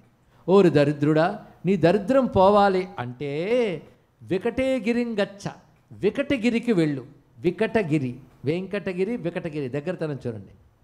ఆ వికటే గిరి, ఆ వికటమునందు ఉన్న గిరికి వెళ్ళు, అక్కడ సర్వసంపదలిచ్చే భగవంతుడు ఉన్నాడు అని చెప్పారు ఇక్కడ.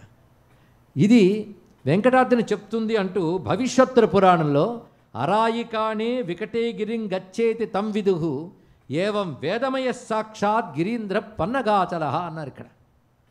ఆ పన్నగాచలం శేషాద్రి వేదమయము, అందుకే వేదములే శిలలై వెలసినది కొండ, ఏ దశ పుణ్యరాసులే ఎరులైనది కొండ అన్నారు. ఎవరు చెప్పండి తెలుగు వాళ్ళు? ఇంతమందేనా? నోరారా చెప్పండి, పాపాలు పోతే భాగవతోత్తముడు అన్నమాచార్యులు వారు చెప్పారు ఇక్కడ వేదములే శిలలుట. అంటే ఈయన పురాణములను తెలిసినవాడు, అనుభవం ఉన్నవాడు. మనకైతే పురాణాలు చెప్పే కనుక ఇది వేదం అండి కాదు, ఆయన కనబడింది అలాగ. అందుకే వేదములు శిలలు, వేదమే పర్వతమైంది అని చెప్పాడు ఇక్కడ. పైగా ఈ మంత్రము వేదములో ఉన్నది, వేదం ప్రకారంగా కూడా. అందుకే ఇది ఒక విధంగా వేద పర్వతం అండి. ఎందుకంటే వేదాల్లో వేదాన్ని పర్వతాలతో పోల్చారు. ఎందుకంటే కొండెక్కి శిఖరం చేరడం ఎంత కష్టమో వేదాలను అర్థం చేసుకోవడం అంత కష్టం అని చెప్పడం దాని ఉద్దేశం. అయితే కొండెక్కిన వాడు ఎవరెస్ట్ శిఖరం ఎక్కి జెండా పాతినట్టు వేదం యొక్క కొనయైన వేదాంత జ్ఞానం పొందినవాడు ముక్తి పొందుతాడు అని చెప్పారు ఇక్కడ. కానీ వేదం అనే పర్వతాలపై ఎవడు విహరిస్తున్నాడో ఆయన ఈ పర్వతాల మీదకి వచ్చాడు కనుక ఈ పర్వతము వేదమే. కనుక ఈ పర్వతం శేషమయం, ఈ పర్వతం గరుడ స్వరూపం, ఈ పర్వతం నారాయణ స్వరూపం, ఈ పర్వతం వృషభ స్వరూపం, ఈ పర్వతం వృషస్వరూపం. ఒకటేమిటి, అనేక నామాలతో విలసిల్లుతున్న అద్భుతమైన పర్వతం ఇది. కనుక మొట్టమొదట వచ్చింది ఈ పర్వతమే. అసలు ఈ పర్వతం నారాయణమయం. దీనికి మళ్ళీ నేను రేపటికి అవకాశం ఉంటుందో లేదో ముందే చెప్తున్నాను. నారాయణమయం అని చెప్పడానికి మన అన్నమాచార్య చరిత్రలోనే ఒక అద్భుతమైన ఘట్టం జరిగిందండి. అన్నమాచార్యుల వారు 16వ ఏట అనుకోకుండా పొలంలో ఉన్నవాడు కాస్త పర్వతంపై బయలుదేరుతున్న యాత్రికుడితో కలిసిపోయాడు. ఒక్కొక్క జీవుడికి ఎప్పుడు ఏ ప్రేరణ వస్తుందో చెప్పలేమండి. వాడు బ్రతుకు అప్పుడు మారిపోతుంది ఒక్కసారి. ఒక రమణుల వారు అరుణాచలం వెళ్ళగానే ఎలా మారిపోయిందో, గోపన్న భద్రాద్రిని చూడగానే రామదాసు ఎలా అయిపోయాడో, అలాగా ఈ పిల్లవాడు 16 ఏళ్ళ కుర్రవాడు ఒక్కసారి పర్వతం వైపు వెళుతున్న వాళ్ళతో వెళ్ళిపోయాడు. వాళ్ళు వెళ్ళిపోతుంటే వెళ్ళి కొంతసేపటికి అలిసిపోయి నిద్రపోయాడు. ఆ నిద్రపోయినప్పుడు ఒక స్వరం వినబడింది ఆయనకి. ఈ చరిత్ర అంతా ఎవరు రాశారంటే అన్నమాచార్య మనుమడు చినుతరుమలాచార్య అనే ఆయన అన్నమాచార్య చరిత్ర రాశాడు ద్విపదలో.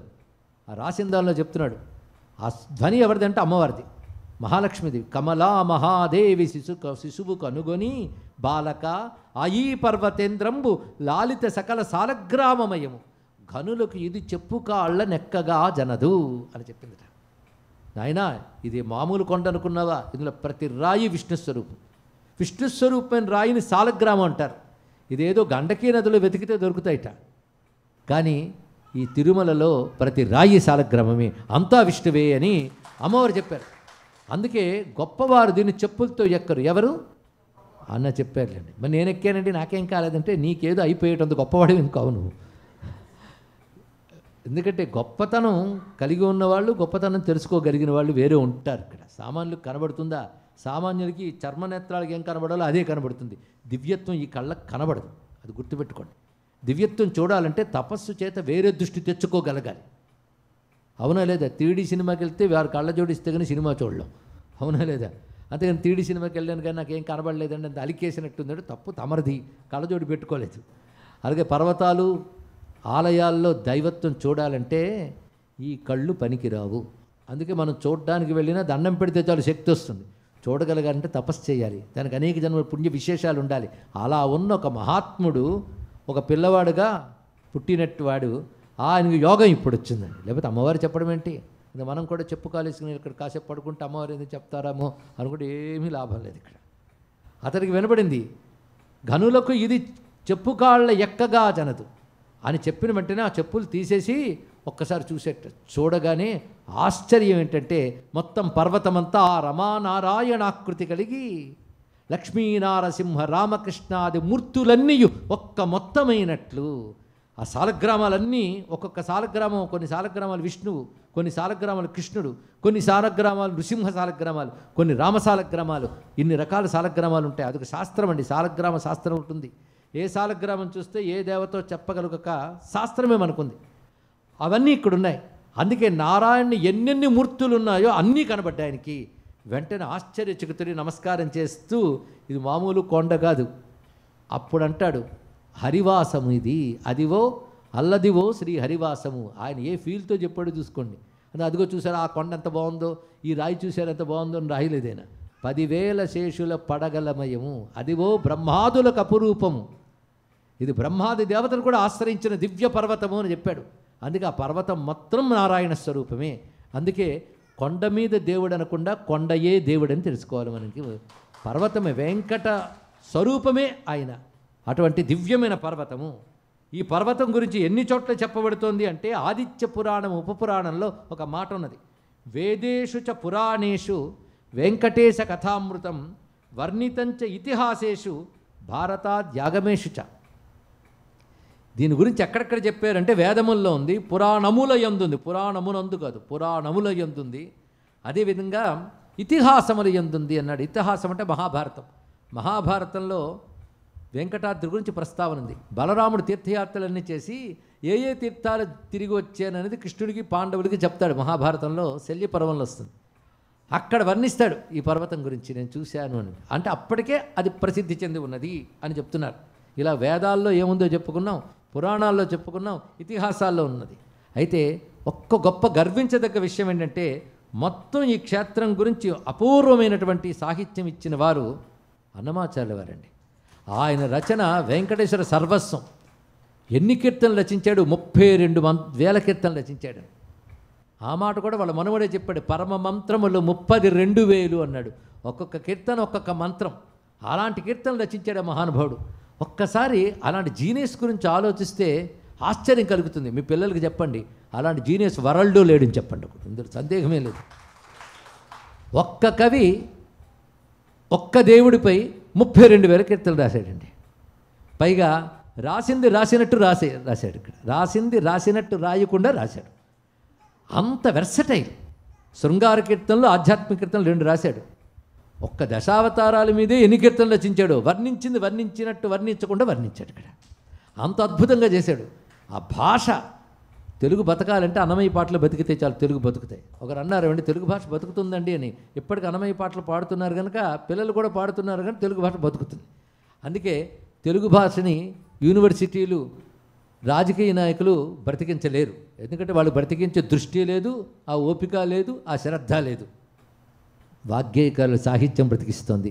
అది పాడుతున్న మనం బ్రతికిస్తాం. తెలుసుకోండి. ఇక్కడ ఒక త్యాగయ్య, ఒక అన్నమయ్య, ఇలాంటి మహానుభావుల వల్ల భాష బ్రతుకుతుంది. భారతదేశంలో ప్రతి భాషలోనూ ఇలాంటి మహాత్ములు ఉన్నారు, వాగ్గేయకారులు ఉన్నారు. వారి వల్ల బతుకుతోందండి. అందుకే భక్తి మిగిలితే భాష మిగులుతుంది, సంస్కృతి మిగులుతుంది, దేశం మిగులుతుంది. గుర్తుపెట్టుకోండి. దైవభక్తి ఉన్న వాడికి దేశభక్తి ఉండి తీరుతుంది.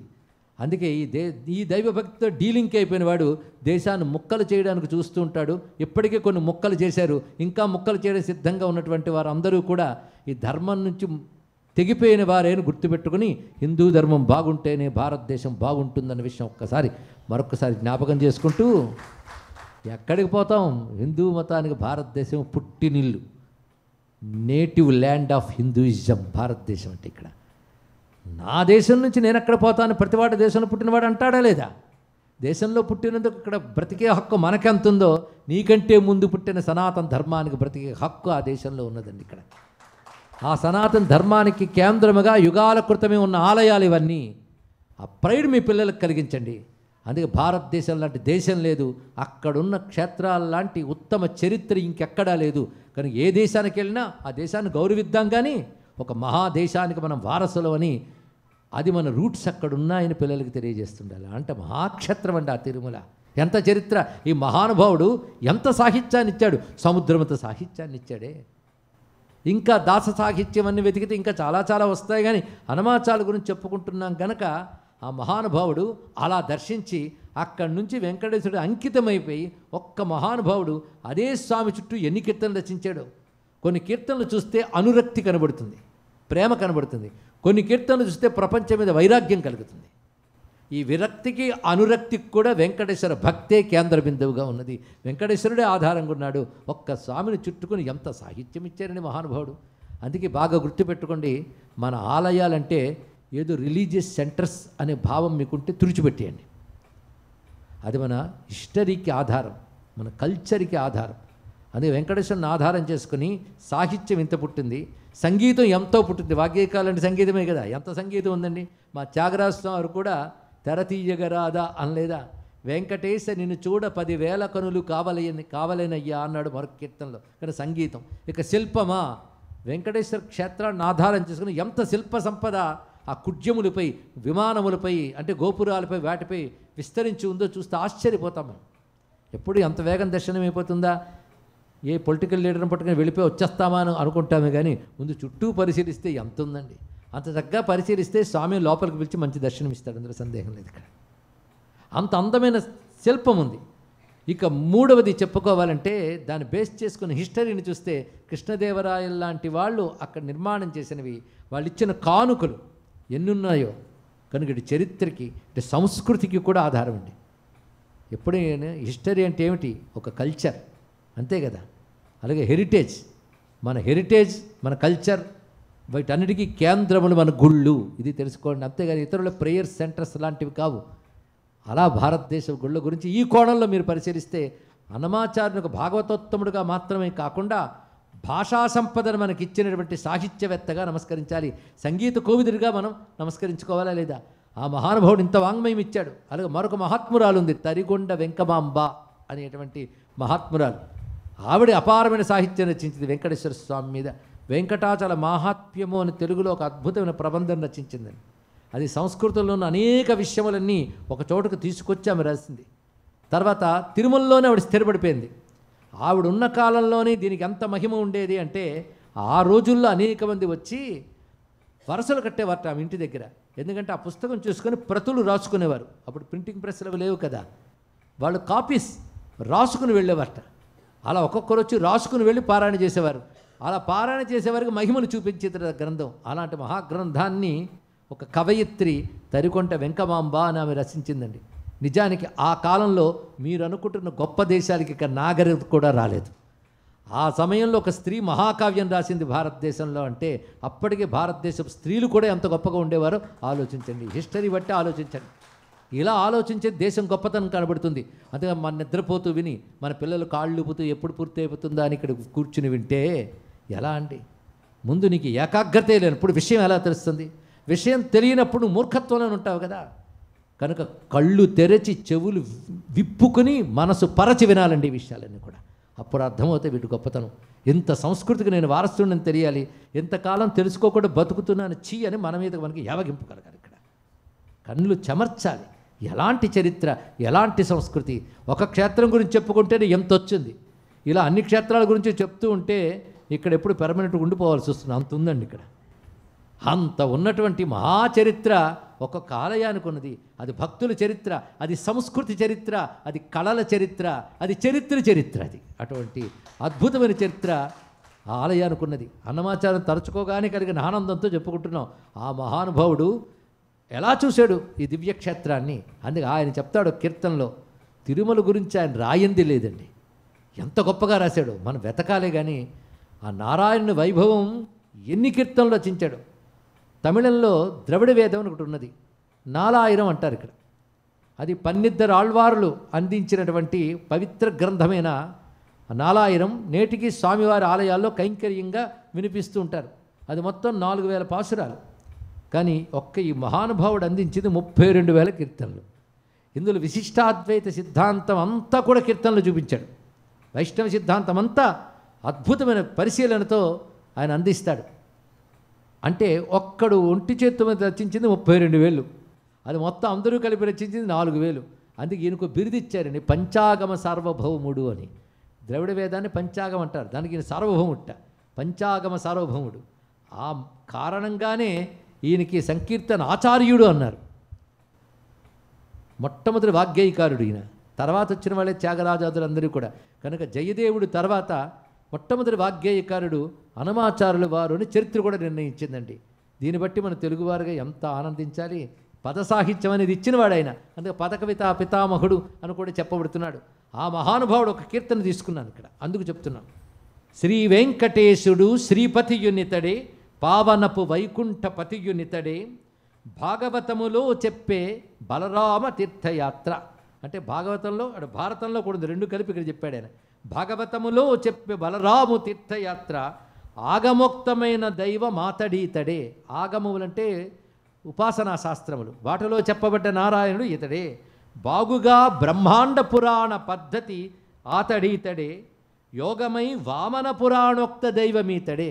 అంటే వెంకటేశ్వర కథకి సోర్సెస్ అన్నీ ఒక్క కీర్తనలు పెట్టి చూపిస్తున్నాడు చూడండి. దీని ఆధారంగా వెతుక్కోవచ్చు. వెలయ సప్త ఋషులు వెదకి ప్రదక్షిణములు అలరచేసిన దేవుడు ఆతడీతడే, నెలవై కోనేటి పొంత నిత్యము కుమారస్వామి కలిమి తపము చేసి కన్న దేవుడితడే. అక్కడ స్వామి పుష్కరిణి తీరంలో స్వామినాథుడైన సుబ్రహ్మణ్యుడు తపస్సు చేసి వెంకటేశ్వర స్వామిని చూశాడు. ఎక్కువై బ్రహ్మాదులు నెప్పుడు ఇంద్రాదులు తక్కక కొలిచియున్న తత్వమీతడే, చక్క నారదాదుల సంకీర్తనకు చొక్కి నిక్కిన శ్రీ వెంకటేశ నిలయుడు ఇతడే అంటూ ఒక అద్భుతమైన కీర్తనలో వెంకటాద్రి వైభవాన్ని అంత చక్కగా కీర్తించాడు మహానుభావుడు. ఇలాంటి ఆ వెంకటాద్రికి పేర్ల గురించి ఆలోచిద్దాం. వృషాద్రి, వృషభాద్రి ఇలాగా చెప్పబడుతూ అనేక పేర్లు ఉన్నాయి. కానీ ఒక్కొక్క కాలంలో ఒక్కొక్క పేరు పాపులర్ అవుతుంది అని చెప్తుంది పురాణం. కృతౌ వృషాద్రిం వక్ష్యంతి. కృతయుగంలో దీని పేరు వృషాద్రి, వృషభాద్రి అని ప్రసిద్ధి. త్రేతాయాం అంజనాచలం. త్రేతాయుగంలో అంజనాద్రి అని పేరు. ద్వాపరే శేషశైలై. ద్వాపర యుగంలో వాళ్ళందరూ శేషాద్రి అనేవారు. కలౌ శ్రీ వెంకటాచల. కలియుగంలో శ్రీ వెంకటాచలం అని పేరు ఉంటుంది. అంటే పాపులర్, ఒకటే పేరు కాదు, అన్ని పేర్లున్నా ఆ యుగంలో ఆ పేరు ఎక్కువ ప్రసిద్ధిగా ఉంటుంది. ఇప్పుడు వృషాద్రి, వృషభాద్రి అనే మాట తీసుకుందాం. వృషము అంటే ధర్మము అని అర్థం. ఇక్కడ వేదంలో వృషోహి భగవాన్ ధర్మ అని వృషము అంటే ధర్మం అని అర్థం చెప్పారు. అంటే అర్థం వర్షించున్నది వృషం. అంటే ధర్మం ఏం చేస్తుంది, నువ్వు పాటిస్తే నీకేం కావాలో అది కురిపిస్తుంది. అందుకే ధర్మానికి వృషం అని పేరు వచ్చింది. ధర్మం ఎక్కడుంటుందో దైవం అక్కడ ఉంటాడు. ధర్మం పైనే దైవం ఉంటాడు. కనుకే ఈ పర్వతమంతా ధర్మస్వరూపం కనుక దీనికి వృషాద్రి అని పేరు. కృతయుగంలో వృషాద్రి అన్నారు ఎందుకో మీకే తెలిసిపోయి ఉంటుంది. కృతయుగంలో ధర్మం పరిపూర్ణంగా ఉంటుంది కనుక అప్పుడు వాళ్ళకి ధర్మమే కనబడుతుంది కనుక దీనికి ధర్మాద్రి, వృషాద్రి అని పేరు. ఆ యుగంలోనే మరొక పేరు కూడా వచ్చింది, వృషభాద్రి అని మరొక పేరు వచ్చింది. కారణం ఏంటంటే ఆ యుగంలో వృషభాసురుడు అని ఒక రాక్షసుడు ఉన్నాడు. వాడు లోకకంటకుడై ఉంటే దేవతలందరూ ప్రార్థన చేస్తే వెంకటేశ్వరుడు అశ్వారూఢుడే వెళ్ళి ఆ వృషభాసురు సంహారం చేశాడు. ఇప్పటికీ పారువేట ఉత్సవం అంటూ దీన్ని గుర్తు చేస్తూ ఉంటారు ఇక్కడ. అలా వెళ్ళి ఆయన వృషభాసురు సంహారం చేశాడు. కొంతమందికి ఏంటో చచ్చేటప్పుడు బుద్ధులు వస్తుంటాయి, అంతవరకు రావు. కొందరు చచ్చినా రాదు, అది వేరే విషయం. కానీ కొందరికి చచ్చేటప్పుడు బుద్ధి వస్తూ ఉంటుంది. ఇక్కడ ఆయన పోయేటప్పుడు బుద్ధి వచ్చిందిట. ఎందుకంటే ఎదురుగా విష్ణువుతో యుద్ధం చేస్తూ ఉంటే ఆయన దెబ్బలు తింటుంటే పాపాలు పోయి బుద్ధి వచ్చింది. బుద్ధి వచ్చి ఈ పాపదేహం పోతుంది, ఈ జీవుడికి నువ్వు సద్గతిస్తావు, నాకు తెలుసు నీ చేతిలో మరణించాను, కానీ నా పేరుతో ఈ కొండ ఉండేటట్టుగా కొంచెం ఆశీర్వదించవయ్యా అన్నట్ట. సరే ఈ కొండకు వృషభాద్రి అని పేరు కూడా పెడతారు అని చెప్పాడు. ఇలాగ వృషభాద్రి అని పేరు వచ్చింది. ఇది కృతయుగం నాటి గాథ. త్రేతాయాం అంజనాచలం. త్రేతాయుగంలో ఏం పేరు? అంజనాచలం. అంజన అనే పేరుకి త్రేతాయుగంలో ఆ పేరుతో ప్రసిద్ధి చెందుతుందని అర్థం, కానీ ఆ యుగంలో ఆ పేరు వస్తుందని అర్థం కాదు. దీనికి రమ్యమైన చిన్న కథ తెలుసుకోవాలి. అంజనాదేవి చాలామందికి తెలుసు కదండి. ఎవరు? ఆంజనేయుడు అమ్మ. కేసరి అనే మహావీరుడి యొక్క పత్ని. ఆవిడ సత్సంతానార్థి అయి భర్త అనుమతితో తపస్సు చేస్తుంది. ఆవిడ అసలు పుంజిక స్థలాన్ని అప్సరస. నారాయణుడు రాముడై అవతరించబోతూ ఉంటే దేవతలందరూ ఆయన కోసం వానల విల్లుగా రావాలి. అందుకోసం వాళ్ళు దేవతలు సామాన్యుల గర్భాల్లోంచి రారు. అందుకే అప్సర స్త్రీలు వానరకాంతలకు వచ్చారు. అదొక అద్భుతమైన రహస్యం అండి ఇక్కడ. అందులో పుంజిక స్థల. ఈవిడ తపస్సు చేసింది. ఎందుకంటే ఇప్పుడు రావాల్సిన వాడు చాలా గట్టివాడు. అందుకే తపస్సు చేసినప్పుడు రుద్రతేజం వాయువు ద్వారా ఆ తల్లి గర్భంలో ప్రవేశించింది. ఎక్కడ అంజనాదేవి తపస్సు చేసిందో ఆ పర్వతం ఇది కనుక, ఈ పర్వతంపై తపస్సు చేసింది కనుక అంజనాద్రి. అంటే ఈ పర్వతం మీద హనుమంతుడు ఆవిర్భవించాడు అని కూడా చెప్తున్నారు. హనుమంతుడు జన్మించిన పర్వతమే ఈ పర్వతం. కానీ అంజనాద్రి అని పేరు వచ్చింది త్రేతాయుగంలో. పేరు ప్రసిద్ధయింది. అంతకు ముందుంది, ఏదో ఉందండి ఇలా తిరకాసు. అంజనాదేవి తపస్సు వల్ల అంజనాచలం వచ్చిందంటే సంతృప్తి పడ్డారేమో. ఇంకా వెనక్కి వెళదాం. ఇది వేదం, ఇది ధర్మం అని కూడా చెప్పారు కదా. ఎందుకంటే వేదం ద్వారానే భగవంతుడు దొరుకుతాడు, ఈ పర్వతం మీదే విష్ణువు దొరుకుతున్నాడు. అది సంకేతం. వేదమే ధర్మం కనుక వృషాద్రి సరిపోయింది. వేదమునకు అంజనము అంటూ కొన్ని మంత్రాలకి పేర్లు ఉన్నాయండి వేదాల్లో. అంజనమని ఎందుకు వచ్చిందంటే సాధారణంగా ఏదైనా వస్తువు కనబడకపోతే అంజనం వేసి చూడడం అని అంటారు. ఇక్కడున్న పెద్దవాళ్ళు కొంచెం వినుంటారు. ఇక్కడ అంజనం వేసి చూశారండి. ఎప్పటికీ వేసుకున్న వాళ్ళు ఉన్నారండి. మీకు తెలిసేమో తెలియదు కానీ కొందరు పొలిటికల్ లీడర్స్ కేరళ దగ్గరికి వెళ్ళి అక్కడ అంజనం వేయించే వాళ్ళ దగ్గరికి వెళ్తారు. బయటకు సెక్యులరే కానీ వీళ్ళందరూ హోమాలు మొక్కుబళ్ళు తీసుకునే వాళ్ళే. తర్వాత పదవిలోకి వచ్చి హిందూ మతాన్ని నొక్కేయాలని చూసేవాళ్ళే, అది వేరే విషయం. మొత్తానికి అంజనం వేయడం అంటే కనబడిన వస్తువును కనబడేట్టు చేస్తుంది. జాగ్రత్తగా వినండి. లేని వస్తువుని ఇది పుట్టించదు, ఉన్న వస్తువే మనకు కనబడకుండా పోతే దాన్ని చూపిస్తుంది. అది అంజనం వేసి చూడడం అని ఇప్పటికి కనబడుతుంది. పూర్వం రోజుల్లో కొన్ని ఊళ్ళల్లో ఉండేవాళ్ళండి అంజనం వేసేవాళ్ళు. కనబడిన దాన్ని చూపిస్తారు. మరికొన్ని అంజనాలు ఉంటాయట. ఆ అంజనాలు ఏంటంటే కొన్ని మూలికలు తీసి అరగదీస్తే కాటుకొస్తుంది. కొన్ని అరగ తీసి పెట్టుకుంటేట ఈ ఆకాశ మండలంలో కనబడని భూత ప్రేతాలు కూడా కనబడతాయట. ఆ వేరేదో చెప్పడని అడగండి నన్ను, ఎందుకంటే అవంతా చూడాల్సిన పర్సనాలిటీసే కావు. అవి ఉంటాయి, ఉండనియండి. మరికొన్ని ఉంటాయట.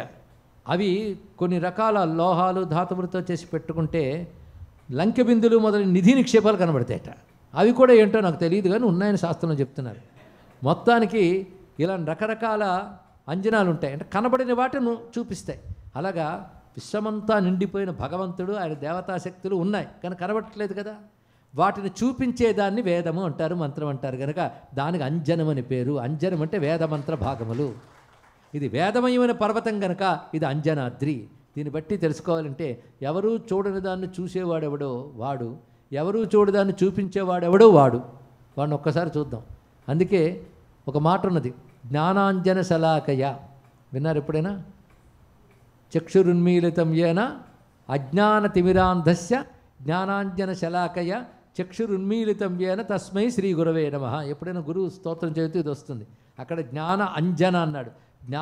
జ్ఞానాంజనం అనేది పూయించి ఎవరూ చూడలేని భగవంతుడిని చూపింపజేసేవాడు గురువు గనక అని చెప్పారు. ఇక్కడ జ్ఞానాంజనాన్ని పూజించుతాడు ఇక్కడ. కనుకనే అంజనాదేవి కొడుకుని మాత్రమే కాకుండా ఎవరూ చూడలేని భగవతత్వాన్ని చూసి చూపించే గురుస్వరూపంగా ఆంజనేయ అని కూడా ఆయన పిలవచ్చండి. మొత్తాన్ని ఆంజనేయ స్వామి వారు కూడా ఇక్కడే పుట్టారట. కనుక అంజనాద్రి అంటే అంజనాదేవి తపస్సు చేసిన చోటు అనే అర్థంతో పాటు దానికి ముందు కంటికి కానరాని సత్యాన్ని చూపించే వేద మంత్ర శక్తి ఉన్న చోటు ఏదో అది అంజనాద్రి. ఇప్పుడు ఈ పేర్లు ఏవి బాగున్నాయి, ఏవి బాగులేవు అని మీరు అడగాలి. అన్నీ బాగున్నాయి. అయితే అన్నీ అర్థమైపోయాయి. వృషభాద్రి, వృషాద్రి, అంజనాద్రి, గరుడాద్రి. మరి వెంకటాద్రి ఏమిటయ్యా? కలిలో అందులో ఆ పేరు చాలా ప్రసిద్ధి. ఏమిటో దానికి శాస్త్రం మళ్ళీ తీసుకుందాం. వెంకటాద్రి, వెంకట, ఇది వికట వెంకట రెండు దగ్గర ఉంది. వికటం అనే మాటకి వికారం లోకంలో చెప్తున్నా, అది కాదు అర్థం. కటం అంటే హద్దు, వికటం విగత కటం అంటే హద్దు లేనిది, ఇన్ఫినిటీ, అనంతం అని అర్థం. కట అనంత తేజస్సుతో ప్రకాశిస్తుంటుందండి ఆ దివ్యమైన పర్వతం. మనం వెళ్ళి ఎంత ఉంటుందో ఆ పర్వతం వెళితే కొండను కొలవచ్చు, కానీ దాని నుండి వచ్చిన తేజస్సు చూడాలంటే ఈ కళ్ళు సరిపోవు. కొద్ది కాలం క్రితం, సుమారు 30 ఏళ్ల క్రితం కిర్లియన్ ఫోటోగ్రఫీ అని ఒకటి వచ్చింది, మీకు తెలుసో లేదో. ఇప్పటికి డెవలప్ అయ్యి చాలా మరికొన్ని ఫోటోగ్రఫీస్ వచ్చాయి, కానీ అప్పట్లో దాన్ని నిషేధం కూడా చేశారు. ఏదైనా వస్తువును చూపిస్తే దాని నుంచి వచ్చే ఎనర్జీ ఆరా అని ఫోటో తీసేది. వాళ్ళు భారతదేశంలో పాపులర్ గనక వెంకటాద్రిని ఫోటో తీయాలని చూస్తే గోల్డెన్ కలర్తో ఉన్న లైట్ బాగా కనబడింది అండి, అనంతమైన కాంతి. ఫోటోగ్రఫీ వస్తే కనబడింది కానీ ఫోటోగ్రఫీ లేకపోతే ఉందనే కదా అర్థం. అలా మహా తేజస్సుతుంది. అందుకే బంగారు శిఖరాల బహుబ్రహ్మమయము అన్నాడు ఇక్కడ. బంగారు శిఖరాలు ఏది, గుడికి కాదు, పర్వతాల శిఖరాలే కాంతులతో మెరిసిపోతూ ఉంటాయి. అలాంటి మహాకాంతులతో ఉన్నటువంటిదండి అనంతం. అందుకే దాని హద్దు లేదు కనుక వికటగిరి. అరాయికానే వికటే గిరింగచ్చ అనే మాటకి అర్థం అది. ఇక వెంకటగిరి మాటకు చూద్దాం. వెంకట అనే శబ్దానికి 2 రకాల అర్థములు చెప్తున్నారు ఇక్కడ. ఒకటి వేం పాపాని ఇది ప్రాహు కటహ తద్దాహముచ్యతే తస్మాద్ వెంకటశైలోయం లోకే విఖ్యాత కీర్తిమాన్ అని భవిష్యోత్తర పురాణంలో కనబడుతున్నటువంటి అంశం ఇక్కడ. వేం అంటే పాపరాశి, కటము అంటే దహించున్నది, పాపములన్నీ దహించే చోటు కనుక వెంకటాద్రి అని పేరు వచ్చిందయ్యా అని చెప్పారు. ఇంకొక అర్థం చెప్తున్నారు. వెంకటేశ వెంకటేశ వెంకటేశ అంటే ఒక మహామంత్రం. దానికి ముందు శ్రీ పెడితే 5 అక్షరాల మహామంత్రం అవుతుందట. దీని గురించి పురాణం ఏం చెప్తుందంటే, ఎవడి నోట శ్రీ వెంకటేశ శ్రీ వెంకటేశ అని ఉంటుందో వాడికి దేవతలు దండం పెడతారటండి. అంత శక్తి శ్రీ వెంకటేశ అనే నామంలో వస్తుంది. అలా ఇన్ని వాళ్ళు నా చేత అనిపించినందుకు మీ అందరికీ అభినందనలు. మీరు కూడా మనసులో నోరారా శ్రీ వెంకటేశ అనండి చాలు, ఇంకేమిటి ధన్యత. అంతకు మించిన మంత్రం ఉంటుందా? వెంకట ఈశ. ఈశ అంటే ప్రభువు. వెంకటగిరికి ప్రభువు కనుక వెంకటేశ, వెంకట రూపమైన ఈశ్వరుడు కనుక వెంకటేశ. ఈశ్వరుడు అంటే నాయకుడు, ప్రభువు అని అర్థం. ఆయన ప్రభువు అంటే జగన్నాయకుడు ఆ నారాయణుడు. అది వెంకటేశ అనే నామంలో ఇంతవరకు పాపదహనం చెయ్యునది అని పేరు. ఈ పేరు కలియుగంలో బాగా పాపులర్ అవుతుంది. ఎందుకు చెప్పండి? మీరే చెప్పేస్తున్నారు, నేను చెప్పట్లేదు. పాపాలు ఎక్కువ కనుక తగలెట్టుకోవడానికి చోటు అదిట. దీనికి సంబంధించి పురాణాల్లోనే గొప్ప కథ చెప్పారు. చాలా కాలం క్రితం జరిగిన కథ, అంటే కలియుగం వచ్చిన తర్వాత జరిగిన కథ అండి. ఇక్కడ ఆ రోజుల్లో పరీక్షణ్ మహారాజు వృత్తాంతం మీ అందరికీ తెలిసి ఉంటుంది.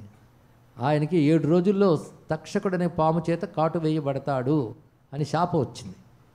7 రోజులు మరణం వస్తానని ఆయన భయపడలేదు. అది తెలుసుకోవాల్సింది. నాకు 7 రోజుల్లో మరణం కలుగుతుందని తెలిసింది. అది ఋషి కబురు పంపిస్తాడు, చెప్పించేసాడు, అయ్యా నా కొడుకు కనుక నీ జాగ్రత్త నువ్వు పడు అని చెప్పాడు. ఇక్కడ వెంటనే ప్రతిశాపం ఇచ్చే ప్రయత్నం చేయలేదు ఆయన. ఆయనకి తపస్సు ఉంది కదా. అయ్యో 7 రోజుల్లో చచ్చిపోతానని భయపడలేదు. కొందరికి 7 రోజులు చచ్చిపోతారంటే ఆ క్షణమే చచ్చిపోతారు విని గుండెగిపోయి. అవునా లేదు? ఇక్కడ అలాంటిది నిర్భయంగా ఉన్నాడంటే ఆయన గొప్ప జ్ఞాని అండి, యోగి. అందుకే నాకు అదృష్టవశాత్తు ఎప్పుడు చచ్చిపోతానో తెలిసింది. కానీ ఎవడు ఎక్కువ కాలం బ్రతకడుగా, ఎప్పుడప్పుడు చచ్చిపోవలసిన వాడే. కానీ బ్రతికున్నప్పుడే జన్మ సార్థకం చేసుకోవాలి. కనుక ఇంకా ఆయువు ఉందంటే తర్వాత చూసుకుందాం అనుకుంటాం. నా అదృష్టవశాత్తు 7 రోజుల్లో పోతానని తెలిసింది కనుక ఈ 7 రోజుల్లో క్షణం వ్యర్థం చేయనని చెప్పి గురువుని ఆశ్రయించి భగవత్కథతో తాదాత్మ్యం చెంది ముక్తి పొందిపోయాడు. అయితే ఆయన భగవత్కథ వింటూ హాయిగానే ఉన్నాడు.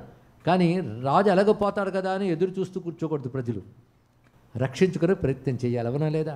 అందుకే అక్కడ మంత్రులు సామంతులు ఏం చేశారంటే ఈయనకి ఏ ప్రమాదం కలగకుండా, ఏ సర్పములు మొదలైన రాకుండా ఒంటి స్తంభం ఒక మేడ కట్టి దాని మీద ఈయన్ని బంధించి ఉంచారు. పైగా ఏ పాములు లోపలికి జొరబడకుండా ఈ ఔషధులు లాంటివి చుట్టూ వేసి ఉంచారు, ఎలాగైనా కాపాడదాం అనే ఉద్దేశంతో. ఆ సమయంలో దండోర వేయించారట మంత్రులు. ఇవన్నీ ఎవరైనా ఒక వైద్యుడు కానీ కాపాడితే, విషాల నుంచి బయటపెట్టే వైద్యం చాలా ఉంది, కానీ ఈ సర్పం ఉందే హైలీ పాయిజనస్, దానికి మందు ఉందో లేదో కూడా వాడికి తెలియదు. తక్షక అనే జాతికి చెందిన పాము. కానీ పాము పేరు తక్షకుడు కాదు, జాతి పేరు తక్షక జాతి. ఆ జాతి సర్పంగానే కాటు వేస్తే మందు దొరకడమే కష్టం. కనుక దానికి మందు ఉందో లేదో ఎవరికి తెలియదు, ఎవరు మందు కనిపెట్టలేదు అనే పరిస్థితి ఉంది. కానీ ఎవరైనా ఒకవేళ ఔషధి వేసి రాజుగారిని బ్రతికిస్తే వారికి ఇంత బంగారం ఇస్తాం, ఇంత ఆస్తి ఇస్తాం అంటూ ప్రకటన చేశారు. దానితో కాశ్యపుడు అనేటటువంటి ఒక విప్రుడు బయలుదేరాడు. ఆయన వేదము తెలుసు, ఆయుర్వేదము తెలుసు. కాశ్యపుడు అంటే కశ్యప వంశానికి గోత్రానికి చెందినవాడని అర్థం. ఆయన బయలుదేరి వెళుతున్నాడు. ఆయనకు తెలుసు ఏ సర్పానికైనా విరుగుడు ఆయన దగ్గర ఉంది. అలాంటి ఔషధాలు తెలుసు, మంత్రాలు తెలుసు. ఆయన బయలుదేరి వెళ్తుంటే అడవుల్లో ప్రయాణం చేస్తున్నాడు. తోవలో ఒక బాటసారి కలిశాడు. ఆయనకి కలిసి ఎక్కడికి వెళ్తున్నావు అని అడిగాడు. మరి బాటసాల కోసం కబుర్లు ఆడుకుంటారు కదా. అంటే నేను రాజుగారి దగ్గరికి వెళ్తున్నాను. నువ్వు దండోర విన్నావేంటి అన్నాడు. విన్నాను. అంటే నువ్వేం చేయగలవు అంటే ఎలాంటి సర్ప విషాన్నైనా నేను పోగొట్టగలను అన్నాడు. అబ్బా అంత సమర్థుడువా, ఇది మామూలు సర్పం కాదుట, తక్షకుడనే సర్పంట, దాని విషయాన్నైనా పోగొట్టగలవంటే అది కూడా పోగొట్టగలను అన్నాడు. ఒకసారి పరీక్షించి చూద్దామా అని అడిగాడు పక్క ఆయన. చూద్దాం అన్నాడు. అసలు నువ్వెవడు వేయ అడగడానికి అన్నాడు. ఆ తక్షకుడిని నేనే అన్నాడు. ఈయనకి ఆ తక్షకుడు, ఎందుకంటే సర్పాలకి కామరూప శక్తి ఉంటుంది, అలాంటి దేవతా సర్పాలకి. అప్పుడు ఇద్దరి మధ్య ఛాలెంజ్, నేను నీ విషయాన్ని పోగొట్టగలనని. అయితే ఒక పని చేస్తాను, ఇక్కడ చెట్టుకు నేను కాటు వేస్తాను, ఆ విషప్రభావంతో ఇది మొత్తం మాడిపోతుంది, నీ మందుతో తిరుగు బతికించగలవా చూస్తాను అంటాడు. సరే నీ ప్రయత్నం చేయంటాడు. ఈయన కాటు వేస్తాడు. వెంటనే చెట్టు పచ్చదనం పోయి ఎర్రగా మారిపోతుందండి. వెంటనే తాను ఔషధిని మంత్రాన్ని ప్రయోగిస్తాడు. మళ్ళీ చెట్టు పచ్చగా వస్తుంది. ఇక్కడ ఆశ్చర్యపోతాడు. అబ్బో నువ్వు వెళితే బతికించేసిట్టున్నావు రాజుని. అంటే నేను కాటు వేసినా వ్యర్థం చేస్తాను నువ్వు, కానీ ఇది శాపం, నేను చేసి తీరాల్సిందే, కాబట్టి నువ్వు వెనక్కి వెళ్ళిపో అన్నాడు. నేను ఎందుకు వెనక్కి వెళతా, నేను సాధించి తీరుతాను. ఎంత ఇస్తానన్నాడు ఏమిటి అని అన్నాడు. ఇక్కడ అంటే ఇంత ఇస్తానన్నారు బంగారం అని, దానికి 3 రెట్లు నేను ఇస్తాను, వెనక్కి వెళ్ళిపో అన్నాడు. ఇక్కడ అప్పుడే కలికాలం ప్రవేశించిందిగా. అందుకే బుద్ధి కొంచెం దాని మీద ఆశపడిందండి. అక్కడ నిజంగా పురాణం చదివితేనండి బ్రతుకులు బాగుపడిపోతాయి. వైద్యుడి నియమాలు చెప్తాడు అక్కడ కొన్ని అధ్యాయాలు. అవి నిజానికి ప్రతి దేశంలో దేశ భాషలో ట్రాన్స్లేట్ చేసి మెడిసిన్ చదువుతున్న స్టూడెంట్స్కి హాస్పిటల్స్కి పంపితే బాగుంటుంది అనిపించిందండి. అన్నీ చెప్తాడు అక్కడ. వైద్యుడు ఎలా ఉండాలో చెప్తాడు. ప్రాణం పోతుందన్న తెలిసినప్పటికీ కూడా చివరి వరకు రక్షించే ప్రయత్నం చేయాలి వైద్యుడైన వాడు. చివరి వరకు రక్షించాలి. అంతేగాని వెంటిలేటర్ల మీద పెట్టి మరింతసేపు ఛార్జ్ చేయొచ్చు, హాస్పిటల్ ఛార్జ్ ఈ ఛార్జ్ కలిపి మరింత డబ్బు సంపాదించవచ్చు అని చచ్చిపోయిన వాడిని కూడా వెంటిలేటర్ల మీద పెట్టి పాపం చేయమని చెప్పట్లేదు ఇక్కడండి. అలాంటి జరుగుతున్న విషయం మీకు తెలుసు. అందుకే గ్రహించవలసింది ఏంటంటే ప్రయత్నం చేయాలి చివరి వరకు. అది వైద్య నియమాల్లో ఒకటి. అలాగే డబ్బుకు కానీ మరొక దానికి కానీ అమ్ముడుపోకూడదు, చికిత్స చేయాలి అని నియమాలు. అయితే ద్వాపర యుగాంతం వరకు ఇవన్నీ సరిగ్గా జరిగాయి. కలియుగం అప్పుడే ప్రారంభమైపోయింది. కృష్ణ పరమాత్మ వెళ్ళిపోయాడు కనుకనే క్రమంగా కలి వస్తున్నాడు. ఆ కలి వచ్చినప్పుడు బుద్ధుల్లో మార్పులు వస్తుంటాయండి. ఇప్పుడా కొత్తగా వచ్చేది లేదు, అవే ఉంటాయి ఆ బుద్ధులే, కలి బుద్ధులే. ఇది ముదిరిపోయింది కదా. ఆఖరికి ఇవి చెప్తే విని స్పందించే సెన్సిటివిటీ కూడా పోతుందండి. వచ్చేసిందా లేదా ఆ కాలం? ఎంత వింటూ అలాగున్నారు అంటే కలిపురుషుడు తలకాయ నుంచి పాదం వరకు వాళ్ళల్లో ఉన్నాడని అర్థం. ఇక్కడ ఆ స్పందనేది బాధపడాలే. ఆ నియమాలన్నీ ఉంటాయి. కానీ డబ్బు మీద ఆశపడి సరే అని డబ్బు తీసుకొని వెళ్ళిపోయాడండి ఆయన. ఇక్కడ రాజుగారు ఎలాగూ వెళ్ళిపోయారు. చిత్రం ఏంటంటే తిరిగి ఈయన వెళ్ళాక ఈయనతో ఇంకే పండితుడు కానీ సాటి వాళ్ళు కానీ దగ్గరికి చేర్చలేదు. సాటి వైద్యులు, అదేవిధంగా సాటి విప్రులు, వేదవేత్తలు ఎవరు ఆయన దగ్గరికి చేర్చలేదు. విషయం తెలిసిపోయింది. వాళ్ళు డబ్బుకు ఆశపడి వెనక్కి వచ్చేసాడు అన్న విషయం తెలిసాక వాడిని ఎవరు చేరదీయలేదుట. పూర్వం అలా ఉండేది. అపాంక్తేయులు అంటారు వారిని. అపాంక్తేయులు అంటే వాళ్ళతో కలిసి భోజనం చేయరాదు. దుష్ట ప్రవృత్తి ఉన్న వాళ్ళని పక్కన కూర్చోబెట్టుకున్నా ఒక్కసారి మీరు శ్రద్ధగా వినాలని ప్రవచనానికి వచ్చిన పక్కవాడు కొనుక్కుతుంటే మీకు వచ్చి తీరుతుంది అక్కడ. అది సహవాస దోషం అండి. దానికి ఏం చేస్తాం ఇక్కడ? అందుకే దుష్టుల సాంగత్యం చాలా చెడ్డదంటారు. వాళ్ళతో కలిసి భోజనం చేయకూడదు, వాళ్ళతో ఏకాసన ఏకశయ్య కూడదు, ఇవన్నీ శాస్త్రం చెప్తుంది. అందుకు పూర్వం వెలివేయడం ఉండేది. వెలివేయడం అనేది వివక్షలు భేదాలు కాదు, ఇలాంటివి ప్రధానంగా. ఒక చెడ్డ పని చేసిన వాళ్ళని సమాజం దూరం పెడితే సమాజ భీతితోనైనా చెడ్డ పని చేయకుండా ఉంటారు అనే ఉద్దేశంతో ఇది ఉంది. కానీ ఎవరో తెలుసుకుని ఎవరో చేస్తారని కాకుండా వారికి వారే పక్కన పెట్టేవారట. ఆయన వస్తే చాలా అందరూ లేచి వెళ్ళిపోయేవారు. ఇదివరకు ఆయన వచ్చినప్పుడు రానైనా కూర్చొని ఏదో మంచి మాట్లాడేవారు, లేచి వెళ్ళిపోయేవారు. పెద్దలు ఎవరు చేరదీసేవారు కాదు. సాటి వైద్యులు కూడా ఆయనతో మొహం ఇలా చూస్తే పక్క తిప్పేసుకునేవారట. ఇది అవమానంలా బాధపడుతున్నాడు ఆయన. కొన్నాళ్ళకి సిగ్గు వేసింది తన మీద తనకి. పశ్చాత్తాపం వస్తుంది కదా. అప్పుడేదో ఆసక్తి తీసుకున్న నెమ్మదిగా దిగుతుందిగా వేడి. అప్పుడు అనుకుంటున్నాడు నేను చాలా తప్పు చేశాను, డబ్బు కోసమని చెప్పి ఒక నిండు ప్రాణం బలిగొన్నాను, సమర్థవంతుడినై చికిత్స చేయగలిగి కూడా నేను చేయలేకపోతున్నాను అని చాలా బాధపడి ఏడుస్తూ తానే ఊరు విడిచి ప్రాయశ్చిత్తం కోసం తిరుగుతున్నాడు. పూర్వం అదొకటి ఉండేది కనీసం. అయ్యో పాపం చేశాను అని పశ్చాత్తాపడి దాని నుంచి బయటపడాలని ప్రాయశ్చిత్తం కోసం ప్రయత్నించేవారు. ఇప్పుడు పశ్చాత్తాపము లేదు, ప్రాయశ్చిత్తము లేదు. నువ్వు చెప్పినా అర్థం కాదు. ఇందాక చెప్పినట్టు సెన్సిటివిటీ పోతుంది. ఏదో స్టోరీ చెప్తారంటే ఇవి చెప్తున్నారు. నిద్రపోతున్న మహానుభావులు కూడా ఉంటారు ఇక్కడ. ముందే చెప్పాను కదా కలి ప్రభావం. ఈ మహానుభావుడు ప్రాయశ్చిత్తం చేసుకోని వెళ్తున్నాడు. కనబడ్డ ప్రతి వాళ్ళని అడుగుతున్నట్టు దీనికి ప్రాయశ్చిత్తం ఏమిటి, కనబడ్డ ప్రతి వాళ్ళని అంటే పండితుల్ని, దీనికి ప్రాయశ్చిత్తం ఏమిటి అని అడుగుతున్నాడు. ఎందుకంటే ప్రాయశ్చిత్త విధులు తనకు తెలిసినా పెద్దలను అడిగి చేయాలట. ఇది తెలుసుకోవాలి. అదే ఇంటి లైబ్రరీకి వెళ్ళి రిఫర్ చేసి ప్రాయశ్చిత్తం చూసుకుని నేను చేసేసుకుంటానంటే కుదరదుట. పెద్దవాళ్ళని అడిగి నేను పలానా తప్పు చేసేని ముందు యాక్సెప్ట్ చేయాలి, తర్వాత పశ్చాత్తాపడుతున్నా అని చెప్పాలి. ఎందుకంటే మనం తప్పు ఒకటి దగ్గర చెప్పం కదా. చెప్పేవంటే కొంత పోతుంది పాపం. అందుకే పాపం చెప్తే తరిగిపోతుంది, పుణ్యం చెప్పినా తరిగిపోతుందిట. కానీ మన పాపాలు చెప్పని దాచిపెట్టుకుంటాం అంటే పెరుగుతాయి, పుణ్యాల చాటింపు వేస్తాం అందుకే తరిగిపోతాయి. తెలుసుకోండి ఇక్కడ. అందుకే తెలుసుకోవాల్సిన అవసరం ఇక్కడ. పాపం చేసిన అప్పుడే చెప్పగలండి. అందరి దగ్గర చెప్పక్కర్లేదు, కానీ కొందరు పెద్దవాళ్ళ దగ్గర, దేవుడి దగ్గర, గురువుల దగ్గర ఒప్పుకుంటే పాపం పోతుందండి. అందుకు ఆయన తిరుగుతూ అడుగుతున్నాడు, ఋషులను అడుగుతున్నాడు నా పాపం ఎలా పోతుందని. వాళ్ళు బాగా ఆలోచించి ఈ పాపానికి అక్కడ ప్రాయశ్చిత్తం లేదురా బాబు అన్నాడు. ఇక్కడ ఎంత పశ్చాత్తప్తుడవుతున్నాడు. అంత పశ్చాత్తప్తుడైతే కానీ ప్రాయశ్చిత్తానికి అర్హత రాదు, ఇది తెలుసుకోండి. అందుకని ప్రాయశ్చిత్తం చేసుకోవచ్చని ఆయన ముందే పాపం చేసేట. అప్పుడు ఆ ప్రాయశ్చిత్తం కూడా బాగు చేయలేదు. ఏదో తెలియకో తెలుసో పాపం చేశాడు.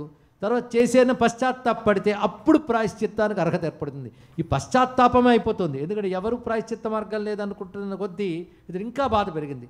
బాధ అంటే పశ్చాత్తాపం అంటే తరువాత జరిగిన తపన. ఈ తపన బాగా పెరిగిపోతే భగవంతుడు దారి చూపిస్తాడు. అందుకే తప్పించిపోయి అయ్యో తప్పు చేసేనే అని బాధపడి ఇకపై చెయ్యను అని నిశ్చయించుకుంటే భగవంతుడు తప్పకుండా దయ చూపిస్తాడు. ఇది గుర్తుపెట్టుకుంటే చాలు ఇక్కడ. కానీ రెండు చెయ్యం కనుక పాపాలు అలాగే ఉంటాయి, ప్రాయశ్చిత్తం ఎప్పుడూ జరగదు. మహానుభావుడు అలా తిరుగుతూ ఉంటే ఒక దగ్గర సాకల్యుడు అని ఒక మహర్షి కనబడ్డాడు ఈ కాశ్యపుడికి. ఆయన పాదాల మీద పడిపోయి నేను ఇంత పాపం చేశానే, నాకు మార్గం ఏమిటి అంటే ఆయన ఒక్కసారి ధ్యానం చేసి ఇక్కడ కొంత దూరంలో భవ్యమైన సువర్ణముఖరి తీరంలో అద్భుతమైనటువంటి పర్వతం ఒకటి ఉంది. ఆ పర్వతంపై అధిరోహించి నువ్వు ఆ పైన ఉన్న శ్రీనివాస బ్రహ్మమును దర్శించు, నీ పాపంలో పోతాయని చెప్పాడు. ఇక్కడ ఆయన ఆనందపరుసులో వెళ్ళి ఈ పర్వతం ఎక్కడ మొదలెట్టాడో లేదో ఈయన నుంచి ఒక పాప పురుషుడు బయటకు వచ్చాడండి. ప్రతివాడిలోనూ వాడు చేసిన కర్మలు సూక్ష్మ రూపంలో ఉంటాయి. ఇది రహస్యం. పాపములు కూడా దాగి ఉంటాయి. అవి బయటకు వస్తే అంత ఉంటాయట. పురాణాల్లో ఇలాంటి కథలు కొన్ని కనబడుతూ ఉంటాయి. ఒకడు పురుషుడు బయటకు వస్తాడు నల్లగా, వాడు అంతవాడైపోతాడు. ఎవడరా అంటే నీలో ఉన్న పాపాలు రాసింది నేను అంటాడు. ఇక్కడ అంటే వాళ్ళేనూ ఉంటాడు. అందుకే ఉదయం పూట సంధ్యావందనం చేసినప్పుడు ద్రుపదాదివ ముంచతు అనే మంత్రం భావన చేసినప్పుడు ఈ పాప పురుషుడు ఎడమ నాసారంధ్రం నుంచి వచ్చినట్లుగా భావన చేసి వదిలిపెడతారు. ఇప్పుడు అలాంటి ప్రక్రియలు పాపం పోగొట్టుకోవడానికి చేయడం లేదు కనుక లోపల హాయిగా కాపురం పెట్టుకుంటాడు. ఏమీ పర్వాలేదు. ఇక్కడ మొత్తానికి ఎవరైనా సరే ఓ మంత్రజపం చేసిన, క్షేత్రానికి వెళ్ళిన, దీక్షతో ఉన్న వాడి పాపాలు దగ్ధమవుతాయి.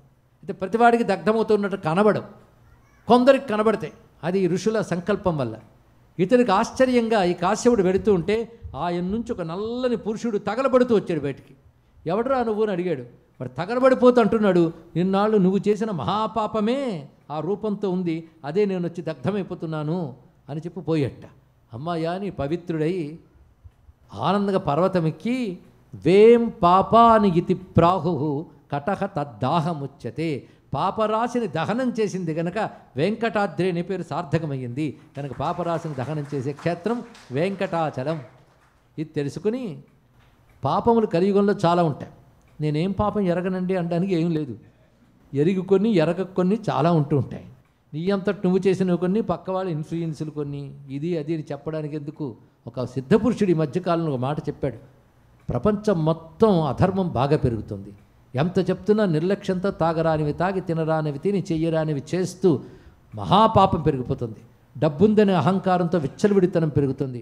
ఇవన్నీ కలిసి మూట కట్టి రకరకాల ప్రళయాలుగా, రకరకాల ఉత్పాతాలుగా ప్రపంచాన్ని బాధించే రోజులు వరుసగా రాబోతున్నాయని ఒక సిద్ధపురుషుడు చెప్పిన మాట అండి. ఇక్కడ వస్తాయి, పాపం యొక్క ఫలితం ఇది. కానీ ఇలాంటి పాపముల ఫలం నుంచి బయటపడాలి అనుకున్న వాడిని మాత్రం తరింపజేయడానికి క్షేత్రాల రూపంలో భగవంతుడు అనుగ్రహిస్తున్నాడు. అలాంటి భవ్యక్షేత్రం వెంకటాచలం. ఇప్పుడు మన కొండ ఎక్కకపోయినా వింటున్న వాళ్ళందరూ మధ్య మధ్యలో లేస్తూ వింటున్న వాళ్ళ గురించి అనట్లేదు. కానీ ఎవరైనా పొరపాటును శ్రద్ధగా విన్నట్లయితే వారి మనస్సు తప్పకుండా ఇప్పుడు వెంకటాచలంలో ఉండాలి. అవునా లేదా? భావనతో వచ్చింది కదా, చాలు. భావనతో వెంకటాద్రి స్మరించినా చాలండి. మన పురాణాల్లో ఏం చెప్తారంటే క్షేత్రాలన్నీ గొప్పవే, వెళ్ళగలిగితే మహా గొప్ప. వెళ్ళలేకపోయినా నువ్వు ఎక్కడుండి తలంచుకున్నా ఆ క్షేత్ర దేవతలు నేను అనుగ్రహిస్తారని చెప్పారు గనకనే మనం ఇక్కడ యోజనాల దూరంలో సముద్రాలు దాటిన తర్వాత ఈ ఖండాంతరంలో కూర్చొని వెంకటాద్రిని స్మరించినా మన పాపాలు దహనం చేయగలిగే శక్తి ఉంటుంది. ఎందుకంటే భక్తుడు ఎటు వెళితే అటు భగవంతుడు వస్తాడట. లక్షల మంది ఇప్పుడు చూడవచ్చు స్వామివారిని. కానీ ఎవరో కొంతమంది నిజమైన భక్తులు స్వామి ఏదో ఇక్కడ బాగుంటుందని వచ్చేసాం, నేను విడిచిపెట్టి ఉండలేకపోతున్నామయ్యా, నువ్వు మా కోసం రావాలయ్యా అని ఏడ్చుంటారండి.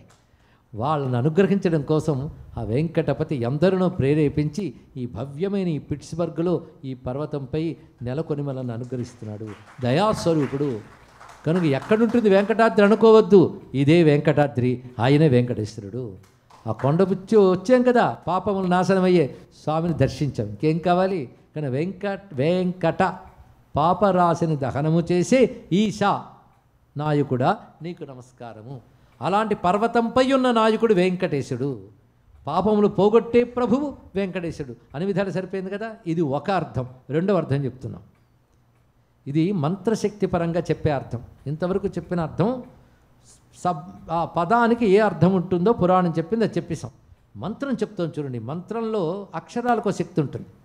అందుకే మన భగవన్నామాలు ఎందుకు అంత గొప్పవంటే అర్థమైన అర్థం కాకపోయినా పనిచేస్తాయి ఇక్కడ. ఎందుకంటే ఒక మాత్ర అర్థమైన అర్థం కాకపోయినా వేస్తే పనిచేస్తుంది, అవునా లేదా? భగవన్నామాలు అలాంటివే. వాటిలో బీజాక్షర శక్తి ఉంటుంది. ఒకటి అర్థశక్తి, ఇంకోటి శబ్దశక్తి. మంత్రానికి ఉంటాయి. శబ్దశక్తి ప్రకారంగా శాస్త్రమే చెప్తున్నటువంటి మాటలు విందాం. వేం అనే మాటకు చెప్తూ వేంకారో అమృత బీజస్తు కటమైశ్వర్యముచ్యతే అమృతైశ్వర్య సంఘత్వాత్ వెంకటాద్రితి స్మృత. ఇది అర్థమండి. వా ఈం కట 3 శబ్దములు ఉన్నాయి. వా ఈం కట. వకారం అమృత బీజం. ఎవరైనా మంత్రజపం చేసేవాళ్ళు ఎవరుంటే వాళ్ళకి తెలుస్తుంది.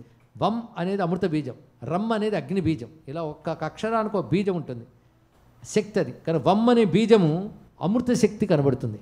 అందుకే వకారంతో ప్రారంభమయ్యే విష్ణు సహస్రనామ స్తోత్రం అమృత శక్తితో మొదలయ్యిందయ్యా అని పెద్దలు చెప్తారు. విశ్వం విష్ణుర్వషట్కార. కానీ వా అమృతం. ఈం అనేది శక్తి, శక్తికి సంకేతం ఇక్కడ. ఈం తాం పద్మినీం ఈం శరణమహం ప్రపజ్జే తాం పద్మినీం ఈం శరణమహం ప్రపజ్జే అనగా మహాలక్ష్మి, మహాశక్తి, పరాశక్తి ఈం అనే మాటలో చెప్పబడుతుంది. కానీ వా అంటే అమృతం, ఈం అంటే శక్తి. కటం అనే మాటకు అనేక అర్థాలు ఉన్నాయి. ఇక్కడ అర్థం ఐశ్వర్యం. కటం అంటే ఐశ్వర్యం. ఇప్పుడు 3 అమృతము, శక్తి, ఐశ్వర్యము. ఈ 3 కలిసిన వాడెవడో వాడు వెంకటేశ్వరుడు. కానీ వెంకటేశ్వరుడు అంటే అమృతం, శక్తి, ఐశ్వర్యం కలిసిన మహామూర్తి వెంకటేశ్వరుడు. కానీ వెంకటేశ అని జపం చేస్తే అమృతత్వ శక్తి లభిస్తుంది. అమృతం అంటే 2 అపమృత్యువులు అకాల మృత్యువులు లేకుండా కాపాడుతుంది. అమృతం అంటే ఆనందం అని అర్థం. ఇక్కడ ఆనందమే అమృతం. కనుక ఆనందము మనకి అకాల అపమృత్యు బాధలు పోగొట్టేది వం, శక్తినిచ్చేది ఈం, ఐశ్వర్యం ఇచ్చేది కట, 3 ఇచ్చేవాడు వెంకటేశుడు. ఇది వెంకటేశ్వర అనే మాటకు ఉన్నటువంటి అర్థం. కనుక నమో వెంకటేశాయ అనేది మహామంత్రమైనదండి అన్నారు ఇక్కడ. అలాంటి ఈ పర్వతం గురించి మాట్లాడాం ఇంతవరకు. ఈ పర్వతం గనులకు ఇది చెప్పు కాళ్ళ నెక్కగా దగదు అని చెప్పారు. అందుకే పర్వతం ఎలా ఎక్కాలో చెప్పారండి. ఎక్కేటప్పుడు ఒక మంత్రం చెప్పుకొని ఎక్కాలట. ఆ మంత్రం మనకు పురాణం చెప్తోంది. అది అందరం మనకు పనికొస్తుంది చెప్పుకుంటున్నాం మనసులో. స్వర్ణాచల మహాపుణ్య పర్వతాన్ని సంబోధిస్తున్నారు. స్వర్ణాచల అంటే బంగారు పర్వతం అని పేరు ఈ కొండకి. అదే స్వర్ణాచల మహాపుణ్య అంటే అత్యంత పవిత్రమైన దానా ఓ మహాపర్వతమా. సర్వదేవ నిషేవిత సర్వదేవతల చేత సేవించబడుతున్న పర్వతమా. బ్రహ్మాదయోపి యం దేవాః సేవంతే శ్రద్ధయా సహ తం భవంత మహం పద్భ్యాం ఆక్రమేయన్ నగోత్తమ. బ్రహ్మాది దేవతలు కూడా ఏ పర్వతాన్ని సేవిస్తారో ఆ పర్వతాన్ని నేను కాళ్ళు పెట్టి ఎక్కుతున్నందుకు నన్ను క్షమించు అన్నట్ట. దేవతలు ఒక విధంగా ఇక్కడ సంతోషంగా వస్తారట. ఎందుకంటే వాళ్ళకు పాదాలు నేల కానవు దేవతలకి. అది దేవతలు ఇచ్చారా మనుషులు ఇచ్చారని తెలియదు. వాళ్ళ పాదాలు చూసుకుంటూ వెళ్ళండి. దేవతలను సులభంగా కనబడరు అనుకోండి. దేవతల పాదాలు నేల కాను, అందుకు వాళ్ళు ఇక్కడ కొద్దిగా సంతోషిస్తారట. మనకు ఆ నేలకు ఆనక తప్పవు కదా. తప్పని పని చేస్తున్నాం కానీ క్షమించమని అడగాలట. అది చెప్తున్నారు ఇక్కడ. ఓ పర్వతమా, దేవతలు నీ మీద పాదం ఆనందుకు సంతోషిస్తారు. ఎందుకంటే సర్వం విష్ణు స్వరూపం అని చెప్పక పాదం వేయగలమా అండి? ఏదో మనకు కనబడదు కనుక పాదం వేసేస్తున్నాం కానీ చూడగలిగితే వేయలేం మనం. అందుకేనేమో కొన్ని కనబడకపోవడం వల్లే మంచిది అంటారు ఇక్కడ. అయితే కనబడకపోయినా ఉంది కదా, ఆ భావంతో కదా నువ్వు వెళ్ళావు పర్వతానికి. కాబట్టి ఆ భావంతో స్వర్ణాచల మహాపుణ్య సర్వదేవ నిషేవిత తం భవంతం అహం పద్భ్యాం ఆక్రమేయన్ నగోత్తమ. ఇంత మహా పవిత్రమైన నిన్ను పాదాలు పెట్టెక్కుతున్నందుకు క్షమస్వ తదఘం మేజ్య దయయా పాపచేతసః. పాపాత్ముడు నన్ను క్షమించి ఈ పాదం వేసిన దోషాన్ని నువ్వు మన్నించి త్వన్మూర్ధని కృతావాసం మాధవం దర్శయస్వమే. నీ మూర్ధమునందు అంటే నీ శిఖరముపై ఉన్న మాధవుణ్ణి నాకు చూపించమ్మా అని ప్రార్థించాలి. కానీ వెంకటేశ్వర దర్శనం కావాలంటే ఏ రాజకీయ నాయకుడిని ప్రార్థించాలి, ఏ విఐపిని ప్రార్థించాలి కాదు, ఈ పర్వతాన్ని ప్రార్థించాలి అని చెప్పారు ఇక్కడ. నీ కొండ కొనపై ఉన్నటువంటి స్వామిని దర్శింపజేయమ్మ అని ప్రార్థయిత్వా నరస్త్వేవం వెంకటాద్రి నగోత్తమం తతో మృదుపదం గచ్చేత్ పావనం వెంకటాచలం. కొడుతున్నట్టు అలా నడవకుండా అత్యంత పవిత్రంగా మెత్తగా అడుగులు వేసుకుంటూ వెళ్ళాలట. అడుగడుగున భగవద్ అనుభూతితో ఆ కొండనెక్కాలండి. అంత అద్భుతంగా చూపిస్తున్నారు. అలాంటి పర్వతము ఈ దివ్యమైన వెంకటాద్రి. ఇది శేషాద్రి, ఇది వృషభాద్రి, ఇది వృషాద్రి, ఇది నారాయణాద్రి, ఇది అంజనాద్రి, ఇది గరుడాద్రి, ఇది స్వర్ణాద్రి, ఇది రత్నాద్రి, ఇది నృసింహాద్రి, ఇది వరాహాద్రి. ఇన్ని పేర్లతో ఉన్నటువంటి ఆ పవిత్రమైన వెంకటగిరి శ్రేణులకు మనం నమస్కారం చేసుకుంటూ ఉన్నాం. అలాంటి పవిత్రమైన వెంకటగిరికి నమస్కారం చేసుకుని ఇప్పుడు ఆ కొండపై ఉన్నవాడి దగ్గరికి వెళ్ళాలి. అంతే కదా, పర్వత స్వరూపం అవగాహన అయింది కదా. అలాంటి పర్వతానికి నమస్కారం చేయాలి. ఇంకొక రహస్యం ఉందండి. ఈ పర్వతం పైన నారాయణుని అన్ని రూపాలు ఉంటాయి. ఎన్ని రూపాలు నారాయణుడివి? మీరు దశావతారాలు అంటారు, కానీ ఒక్క అవతారంలో మళ్ళీ చాలా రూపాలు ఉన్నాయి. ఉపాసకులకి ఈ విషయం తెలుస్తుంది. కృష్ణమంత్ర ఉపాసకుల్లో గోపాలకృష్ణ మంత్రాలు బోల్డ్ ఉన్నాయి. లెక్కలేని కృష్ణమూర్తులు ఉన్నాయి. వేల సంఖ్యలో ఉంటారు కృష్ణులు. మనకు బాలకృష్ణుడు మొదలుకొని విశ్వరూపం చూపించే కృష్ణుడి వరకే ఎన్ని కృష్ణులు లేరు. ఇలాంటి కృష్ణ రూపాలన్నీ ఉంటాయండి వెంకటాద్రిపై. అలాగే రాముడి రూపాలన్నీ అక్కడే ఉంటాయి. నృసింహ రూపాలన్నీ ఉంటాయి. భగవంతుడి సర్వరూపములు ఉన్న చోటు వెంకటాద్రి. అందుకే వెంకట వైకుంఠ రెండిటికి దగ్గరతనం చూడండి. వేరే వైకుంఠం ఎక్కడో ఉండవచ్చు, మనకెందుకు? వైకుంఠం వెంకటాద్రి రూపంలో ఉంది. అక్కడ నారాయణుడు అన్ని రూపాలతో ఉన్నాడు. ఇది తెలుసుకోవాలి. కానీ ఏ యుగంలోనైనా ఆపద వస్తే భగవంతుడు మొరపెట్టుకోవాలి అంటే ఋషులు కూడా వెంకటాద్రికి వచ్చి భగవంతుని ధ్యానం చేస్తారు. అక్కడుంటే వైకుంఠంతో కనెక్షన్ గట్టిగా ఉంటుంది మనకి. అంటే అక్కడ సిగ్నల్స్ బాగుంటాయి అన్నమాట. వైకుంఠం సిగ్నల్స్ అందడానికి అనువైన చోటు వెంకటాద్రి మాత్రమే. అందుకే ఒకప్పుడు దశరథుడు తన పిల్లలు కలగట్లేదని చెప్పి అనేక తీర్థయాత్రలు చేశాడు. అయితే అవన్నీ రామాయణంలో చెప్పలేదంటే అన్నీ ఎక్కడ చెప్తారు? బోళ్ళు ప్రయత్నాలు చేశాడని చెప్తారు. ఆ ప్రయత్నాల గురించి పురాణాలు మరొక చోట చెప్తుంది. అలా అనేక క్షేత్రయాత్రలు చేసి పర్వతానికి వచ్చేటప్పటికి అనేక విధ మహర్షులు తపస్సు చేస్తూ కనబడ్డారు. ఇక దశరథ మహారాజు కదా, ఆయన వాళ్ళతో మీరు ఎవరిని ఉద్దేశించి తపస్సు చేస్తున్నా అన్నారు. నారాయణను ఉద్దేశించాం. ఏమిటి? రావణాది రాక్షసుల బాధలు ఎక్కువయ్యాయని ఆ స్వామికి మొరపెట్టుకుంటున్నాం అంటే ఈయన కూడా కూర్చొని అక్కడ మొరపెట్టుకుంటున్నట్ట. అప్పుడు భగవాన్ నిర్ణయించుకున్నాడు, ఈయనకే పుత్రుడిగా వస్తాను నేను అని నిర్ణయించుకున్నాడు. కనుకనే భగవంతుడు అవతరించి దిగాలి అంటే వెంకటాద్రి నుంచే వింటాడు, వెంకటాద్రిలోనే ఉంటాడు, వెంకటాద్రి నుంచే దిగి వస్తాడు. ఇది వైకుంఠ స్వరూపమే వెంకటాద్రి అనే భావం తెలుసుకుని వైకుంఠ నివాసుడైన నారాయణ బ్రహ్మమే. భగవంతుడికి రెండు రూపాలు ఉంటాయి. సకల వ్యాపకుడైన సర్వజీవుల్లో అంతర్యామగా ఉన్నవాడైన అటువంటి భగవానుడు వైకుంఠాది లోకమనందు పరంధామముగా ఉంటాడు. ఆయన అక్కడ ఆ మహాభక్తులు యోగులు చిట్ట చివరికి అక్కడ చేరతారు. అది వైకుంఠం పరంధామం. కనుక సర్వవ్యాపకమైన నారాయణుడు మాత్రమే కాకుండా పరంధామమునందు ఉంటాడు వైకుంఠం. అది వర్ణన పురాణాల్లో కనబడుతుంది. మూడవది అవతారమూర్తులుగా వస్తాడు. ఈ అవతారమూర్తుల్లో రామ కృష్ణ మనందరికీ తెలిసినటువంటివి. అవతారము చాలించేసినా కూడా ఆ నామమును జపిస్తూ ఆ రూపాన్ని ధ్యానిస్తూ చరిత్ర మననం చేస్తే ఉన్న నారాయణుడు ఆ రూపంతోనే అనుగ్రహిస్తాడు. కనుక రామావతారం తర్వాత రామభక్తులు, కృష్ణావతారం తర్వాత కృష్ణ భక్తుల్ని నేటికి మనం చూస్తున్నాం కదా. కానీ అవతార కాలంలోనే కాకుండా అవతారం తర్వాత కూడా కాపాడతాట. ఇది కాకుండా మరొక స్వరూపం ఉంది. ఇప్పటికి మీరు బాగా ఆలోచిస్తే 3 రూపాలు వచ్చాయి. ఒకటి సర్వవ్యాపకం, ఇది ఎలాగో కనబడదు కానీ ఉంది. వైకుంఠం అది కనబడదు కానీ ఉందో అని ఒప్పుకుందాం. అవతారముల ఆ కాలంలో వాళ్ళు చూశారు. ఇంకొకటి ఉంది, మన చేత ఆరాధింపబడడం కోసం, అనుగ్రహించడం కోసం ఒక క్షేత్రంలో తనను తాను వ్యక్తపరుచుకుంటాడు. అలా వ్యక్తపరుచుకున్న అవతారములు అర్చావతారములు అని అంటారు ఇక్కడ. అలాంటి అర్చావతారములు క్షేత్రాల్లో ఉన్న భగవానుడు. కనుక ఆ వెంకట అద్రిపై ఉన్న వెంకట ఈశుడు శ్రీనివాసుడు అనే పేరుతో అర్చామూర్తిగా ఆవిర్భవించాడు. ఏ విధంగా ఆవిర్భవించాడు, ఆవిర్భవించి ఎలా అనుగ్రహించాడు, ఆయన లీలలేమిటి, తత్వం ఏమిటో రేపు తెలుసుకుందాం. అయితే ఇవాళ శుక్రవారం కనుక మనం ఖచ్చితంగా 6 అనుకుని ఖచ్చితంగా 7 ప్రారంభించగలిగాం.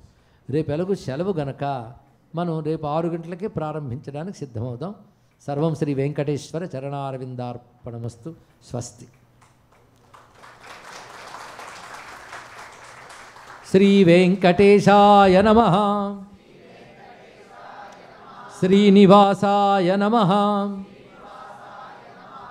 గోవిందాయ నమః. ఇప్పటికిందులో ఈ మంత్రంలో 2 నామాలకు అర్థం చెప్పుకున్నాం కదా. ఏమిటి? శ్రీ వెంకటేశ గోవింద, శ్రీనివాస మిగిలింది. అదేమిటో రేపు తెలుసుకుందాం మనం. సర్వం శ్రీనివాసార్పణమస్తు. శ్రియకాంతాయ కళ్యాణనిధయేన ధేర్థినాం శ్రీవేంకటనివాసాయ శ్రీనివాసాయ మంగళం. శ్రీమద్రమారమణ గోవిందో హరి గోవింద. నమః పార్వతీపతయే. హర హర మహాదేవ హర.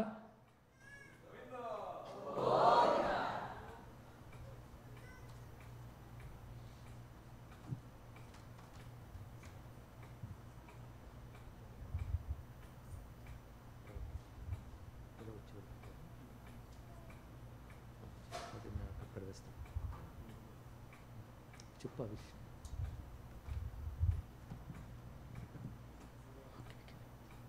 హరి ఓం.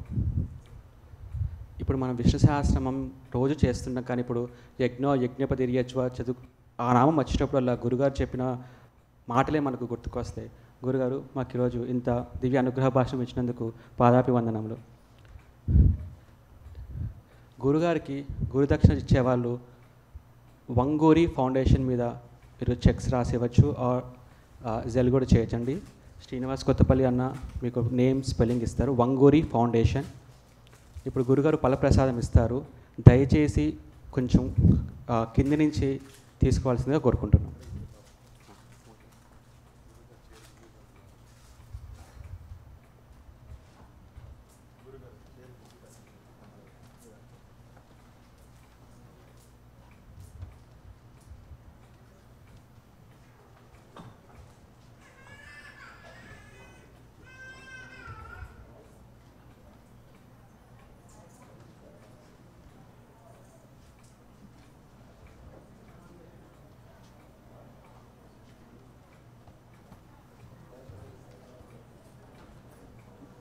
చిన్న అనౌన్స్మెంట్ అండి, బయట పుస్తకాలు కూడా ఉన్నాయండి, ఋషిపీఠం పుస్తకాలు.